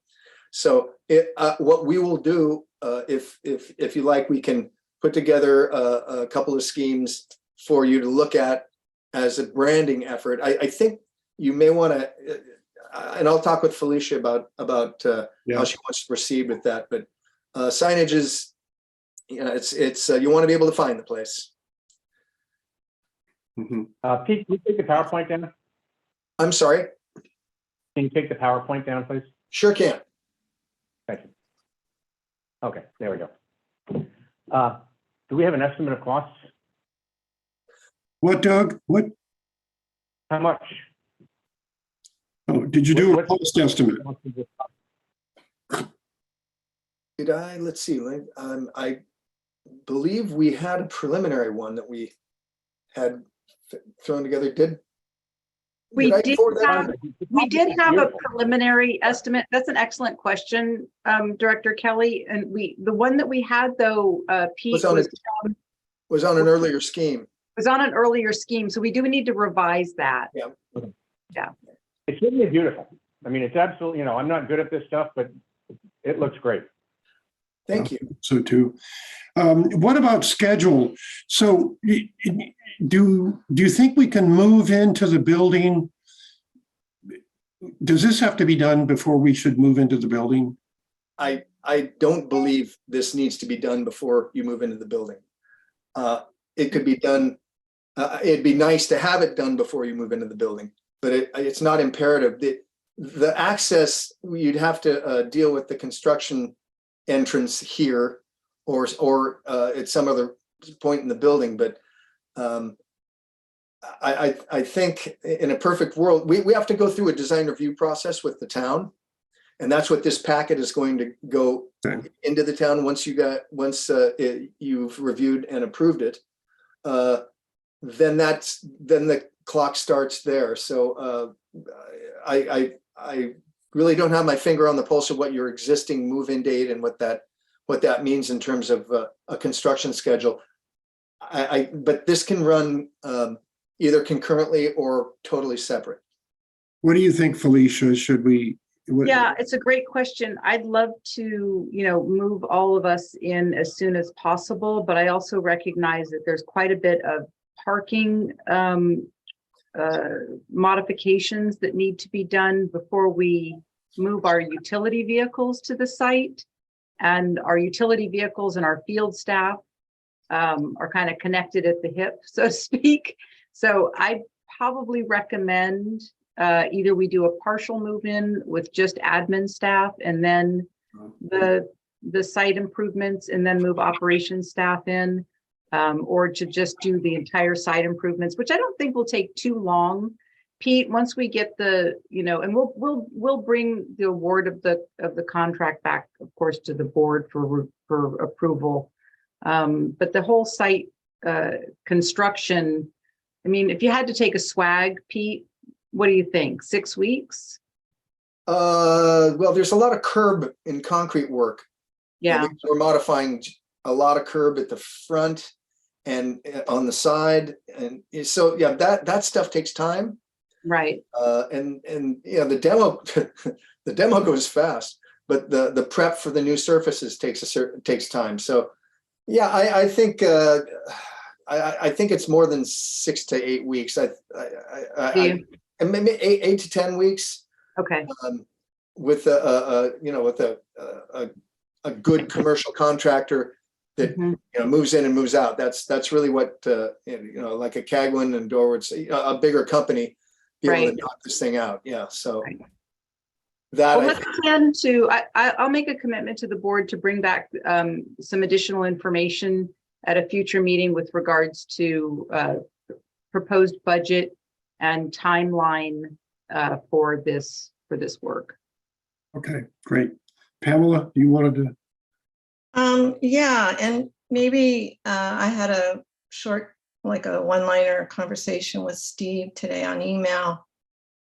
Is there not earthquake insurance on this building? Or flood insurance? We have property insurance, which covers fire, but not specifically earthquake because that's supplemental insurance, and not specifically flood because that's also supplemental insurance. But if the board's interested, I could certainly find out the cost for those supplemental. Yeah, I mean, one earthquake and the whole thing could tumble, and it's public money. So I'm really strong advocate for earthquake insurance being here during. Well, wait till you get the bill for it. Well, yes, and PSR. Do we want to lose our 12.5 million because we don't want to pay insurance? I don't want to lose anything, but including the fee, like earthquake insurance for a home is gigantic. It's got a huge deductible. But yeah, Felicia, if you want to find out the cost of it and report to the board. I will consult with our risk pool insurance carrier, CSRMA. Thank you. And also, this building has been around through a few big ones, right? This is, the only thing I wanted to add was I thought the continent would probably be offended that you called this a continental design because I just think it's not very attractive. I would say, what is it, 60s? It was 70s? Yeah, it was 85. That's Oh, great. 80s. Okay, 80s cheap concrete stucco-ish. Okay, and we're going to make it look a lot better though. That's great. Yeah. And Pete, another one is, don't you think this is a difficult? I think it's, in my opinion, with that great big tower and the wires, it's a difficult site, or to pretty up. it's very encumbered. There's a lot of stuff going on with the site. So I think really, I think we're the whole idea of the courtyard component going on here. You're getting a lot of use out of this site. I mean, that's terrific that we were able to get that going on. So yeah, it isn't the prettiest one in the rodeo, but I think it was a great move to buy it. Well, as a public agency, we don't want to be fancy. We want to be smart with our money and our fiduciary responsibility. But I would kind of take umbrage with somebody saying, "Gee, we went completely fancy." I think we're utilitarian, but there's no reason not to try to spruce it up for the neighborhood as we can. I think that's a good use of our money. But I hope it's not too much of it. Well, yeah, we'll have to see about that. We'll pull some numbers together and that needs to happen. Okay. Well, thanks a Yeah. lot. I need more board comments, but I think it's great ideas. I think you've done a lot with what we have. Thank you. So thank you, President Gaffney. And in a discussion and direction item, we're definitely paying close attention to each and every board member's comments. I'm hearing generally that the board is supportive of the direction this is going. We'll certainly gather some more detail, because the next step in this process is to come back to the board with a request for authorizing staff to issue a notice inviting bids. And so, this is a step. We want to make sure the board's comfortable with the direction this is headed. Next step staff will take is take this input, generate some cost estimates. We'll share that with you along the way, but we also want to submit to the city of San Rafael. And so the plan that I'm proposing is not necessarily to get the board's approval of submitting the city of San Rafael, but getting the board's approval to issue a notice inviting bids would be my proposed next step. Oh, okay, great. So, and part of that is, what I heard tonight, I'm hearing the board generally supportive of where this is going. So we can continue down the path to get the approvals, share with you along the way, proposed Right. cost information, but then come with an item before you for a notice of inviting bids, and then move forward with that process of making the announcement, getting the competitive bids, and then coming back to the board with a recommendation to award. And then that dovetails with the line of questioning about, how we move in. Mhm. It's true, we don't want to be parking our VACCON in our $500,000 equipment without security. So we're going to continue to operate out of the landing for an interim period while we move Kerner operations over here. But there's even, some secure vehicles here at Kerner, right? So we'll work through all those details, but we didn't want to delay, this process of getting the site improvements done too much, because we recognize we really consolidate. We need to get these external parking configurations worked out. So if I may, we do need to go through, it's a two-tiered process for permitting. It's our planning review, approval, design review, and then it's our construction documents and fleshing out the bid process. That's when we go from estimates to bids. So I want to be able to get something in front of you so you can respond to the general direction that I think we're headed. Yeah. Sounds like a number of months to me. Like It is. 3 to 4 months. To get through a design review process. Yeah, it gets. Usually it's they have a month to tell you whether you're complete or not. This is a pretty complete packet, and then they put you on the design review calendar, and depending on holidays and these other things that kind of get in the way this time of year, we'll probably be heard in January. Or if we apply, this week, we might be able to be heard in January or early February. And then usually something like this, my experience, because I was on the design review board in San Rafael, this is pretty good. So this is kind of what they'd expect, and I think it would fly through design review pretty easily. And then it's just design development and finishing up our construction document package, and we can get that going in probably a month and some change. So that's I think where we're headed with this. So Yeah, and so along those lines, just to clarify, Pete, so I'm hearing, February or March board meeting getting approval to file a notice inviting bids. buying goods. Notice inviting bids. Oh, and inviting bids. Yeah, so the board, what we're going to bring to the board is the construction drawings that we're going to go out to bid with. Right. That's right. So we meet on the third Wednesday of the month. So do you think we can meet February or? Well, we again we have to, if we can be heard, this is all contingent upon what the staff is, and the sooner we get into staff, the better. And if this packet looks like something we can go to guns on, go into design review on, then we'll be able to have an idea where we get on the schedule for the design review board. So sooner's better. Okay, well, what about it? But not, and again, I'm not, this is just to manage expectations of the board. Right. And to, and staff, because, there's the move in for the building and then there's the other work, right?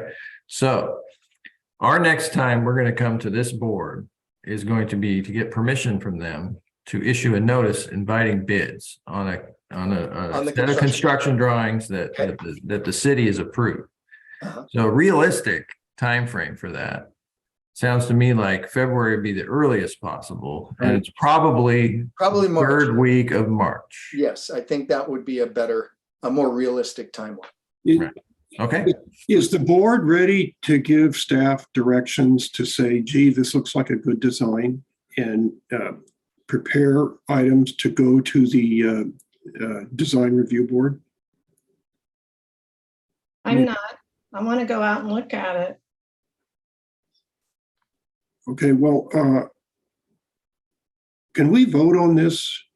I'd like you to go out and look at it, but I don't want to lose a month doing that. And if how does the rest of the board feel? Well, we don't even know how much it's going to cost, right? We won't know. That's what you do. You go out for design review, then you get approved, then you go out for bids. You're not authorizing construction. We're just trying to get to the, you were on the planning commission. We're trying to get to the planning commission for design approval. We're nowhere near going out for bids. Okay, so we're going to use Mr. Peterson for sure, right? Well, we're already using him, yes. Okay, I didn't know what contract or what agreements. Not for construction. He's our architect. Right, he's design. Yeah, I see. Okay. Yeah. Is that agreeable with the board? Is that premature or? Yeah, I think we can can't we provide direction to the staff to prepare a packet for design review? I wouldn't say we need a vote, or we shouldn't vote because it's not on the agenda. I see. Yeah. I see Andrea nodding and shaking her head in accord with what I'm saying. So yeah, I would say, and Pamela, you can go out and look, and if there's a problem, let Steve and Tom know, but presuming there isn't, then we can move forward because we feel good about it. And if needs to be a vote for something, tell us we need a special meeting call or something. Yeah, because we might as well get going, because I can see this is gonna, if we go out for bids in March, we're talking June or something, July, who knows? Is that okay, Doug and Michael? I think that direction of staff that Mary suggested is fabulous. I do too. Yeah. And Pamela, you might maybe arrange with Mr. Peterson if you want to get a tour, and maybe would like to Will join. do. Thank you, Tom. And if you do, Pam, feel free to call me. I may join you. Terrific. Okay, Yeah, we can definitely do that. You know, Felicia will be the point person on arranging that. okay. Very good. And like Tom said, if there's anything that comes up of, oh my God, we hadn't counted on that when Doug and Pamela look at it, we can have a special board meeting. Yeah, that's right. I don't want to waste any time. Well, that was a good presentation and, very interesting, and we got a lot out of it. Great. Well, thank you. I think we made some progress today. Okay. So thank you very much. And Corey, we didn't get to hear from you. Thank you very much. She's the brains of the gang. So You she's worked very hard, and she's the project manager on the project, and she's really been great. You did all the talking and she did all the work. Yeah. That's the way it works. It looks beautiful, and I look forward to having an open it's house, for It's the some great public work. Yeah. Okay. Yeah, I agree with that, Mary. in the summer. Yeah, a big open house to show it off. I like that we're having Sure. a feature that's on the Cal campus too. That makes me feel good. Okay, well, thank you very much. Well, Let's thanks move very much. forward. We're gonna Thank you. bow out now. Thank Thanks so you. much. Bye-bye. See you tomorrow, Corey. Let's move on to item 11A, information monthly operations. Very good metrics report. Who's going to lead us through this? Yeah, another good month. We had a minor overflow that made 2 for the year, in 2 and 4 months. But very minor, just a category 3. Continuing to have pretty low flows to CMSA, but it's interesting how once we get out of the summer, our percent increases a little bit, but it's still well under 50%, about 43. I'm noting our water use. We've upped our potable use a lot this year compared to past years, but that has to do with our catch up. We really fell behind, and Paul has really engineered a good comeback in terms of getting ahead of our line cleaning. And so that requires a little more potable use, but we're still cranking on non-potable, and we're at a good clip to get to 500,000 gallons in the overall year of non-potable. So that's our optimization exercise. And I guess and then again, a lot of good detail on the stories from the crews, so you get an idea what's going on. Overall, Paul's really been instrumental in moving in a direction that I had for him to get our competency-based training and approach really brought in-house. And so part of that was the first paragraph about doing this training on the software so that staff can edit the SOPs or create new SOPs that go through the management review process. And that's really at the heart of this, to have consistency, safety in our procedures, but then also institutional knowledge that stays at the institution. It doesn't walk out the door in somebody's head when they retire or go to a different agency. So I just wanted to highlight that, and it's going pretty well, as I understand, Paul. We've already cranked out a bunch of new SOPs, including for the new skid steer that the board authorized, and we're no longer paying rent for the forklift because we have the skid steer that does that, and then the staff jumped on getting the SOP completed for that. So Paul, any other highlights you want to go with? Oh yeah, thanks for leading off with that, Steve. Yeah, like you said, our continued dedication to that competency-based training. Staff have really done a good job on it. And with this training program, we've gotten 6 months of actual extra online training where people can go online and do exercises and really master the PowerPoint system. So it's been a real big help. And everybody's working on it. As you can see farther down the line, with repair, they did rehab 2 manholes over in Greenbrae. And these manholes had previously caused an SSO due to the channel configuration, which was a blunt T Now it's a nice sweeping Y, so the flow really carries better in that manhole.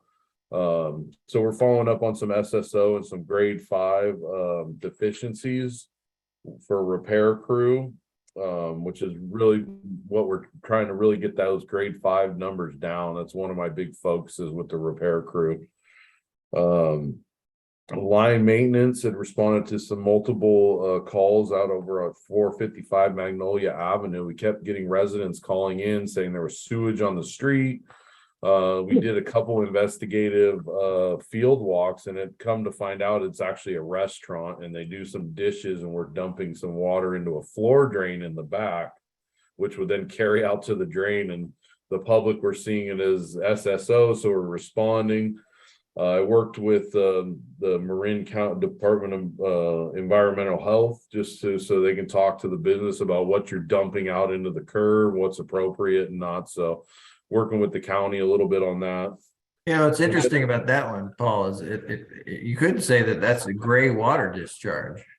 Yeah, but right? there was It's kind of soapy and, you know. A lot of grease though. There was a lot of dishwashing fluid and whatnot. Right, but that's what I mean. It's not right. It's not coming from toilets, but no. But it's like it's still, you know, wastewater. It's still used water. It belongs in the sewer. It does not belong in the storm drain. And so it's real interesting, you know, to find those little aberrations that still exist out there. You know, where the building was built with the floor drain, because that's what you did, you know, back in 1955. You know, you just wash it all down, but it really belongs in the sewer.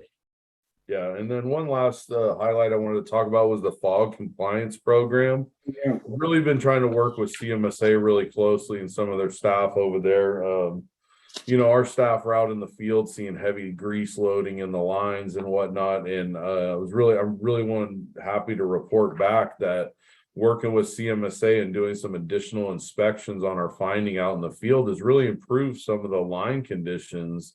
And staff are reporting back to me after Mary Jo and some of the other inspectors have gone out and worked on the grease pumping frequencies and whatnot. It's actually improving in our system. So I'm really happy to see that's going well, utilizing the supervisor review function. Staff are letting me know. I'm coordinating with the CMSA and the fog team. So we're really trying to get the grease out of the system and keep our SSOs down this year. Yeah, that supervisor review function sounds kind of, you know, bureaucratic or whatever, but that's a trigger that makes sure that something we observe in the field gets acted upon in a management response. It was a little more touch and go kind of, you know, before. It's not like we weren't doing it, but now it's hardwired in, and it's one of our business plan commitments this year was to develop this new innovation in the CMMS, which was Paul and his team came up with this idea. To respond to my challenge, which was, you know, we had some maintenance related overflows, and I said, what can we do to better anticipate this as a corrective action, which we told the state that we were going to do, you know, and so this was their idea, and I think it's just yielding a lot of fruit.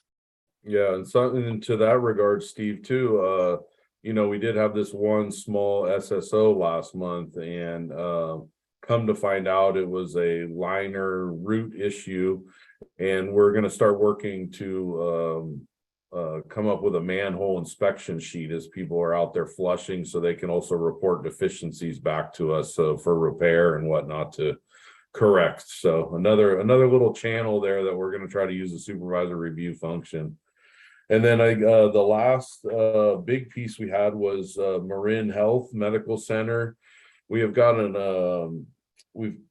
a bypass force main, which assists us in the pump station. We can go one way over by the bird path or the walking path, or back up to another collection system to bypass that system.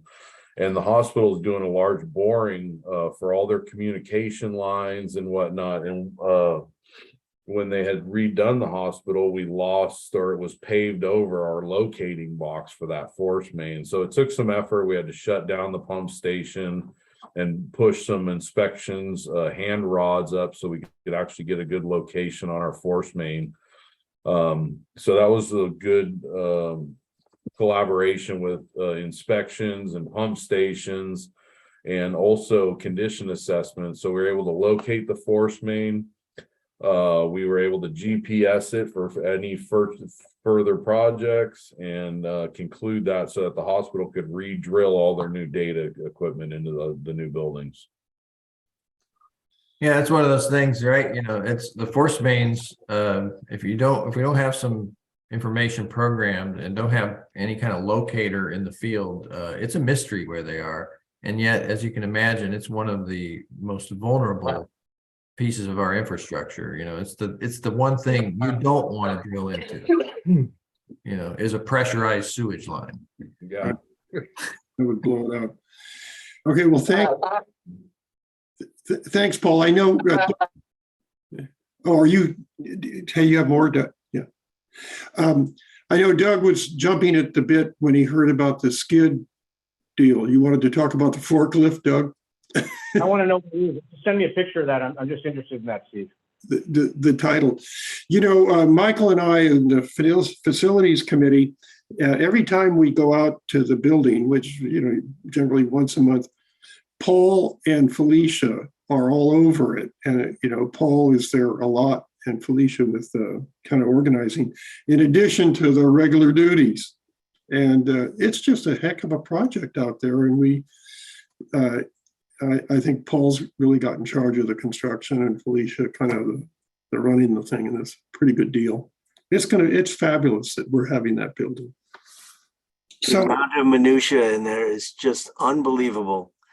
The little bitty things that all add up to, yes, it's unbelievable what's happening there. Well, for example, they had you couldn't believe the number of wires that they were going to stuff up in the roof, you know, and just leave them there. And Paul said, no, get them out of there. You know, I mean, just things like that eliminates a problem down the road. But we saved them for Doug. Oh yeah, we're going to give them to Doug. Go with your truck anytime and pick them up. Yeah. Okay, well, let's see. Any other questions on the metrics report? No, but before we close, Tom, I just realized I wanted to welcome back Board Clerk Julia Cooper. And she doesn't look as tired as one might in a circumstance where an infant is in the household. Thank you. So I was glad to see you back on the emails, Julia. You were missed, and welcome back. Thanks so much. Okay, that's right. We saw Julia earlier, and so congratulations and welcome back. Okay, everybody, thank you, staff. Meeting adjourned, and our next meeting is December 21st. Okay, thank you. Good night, everybody.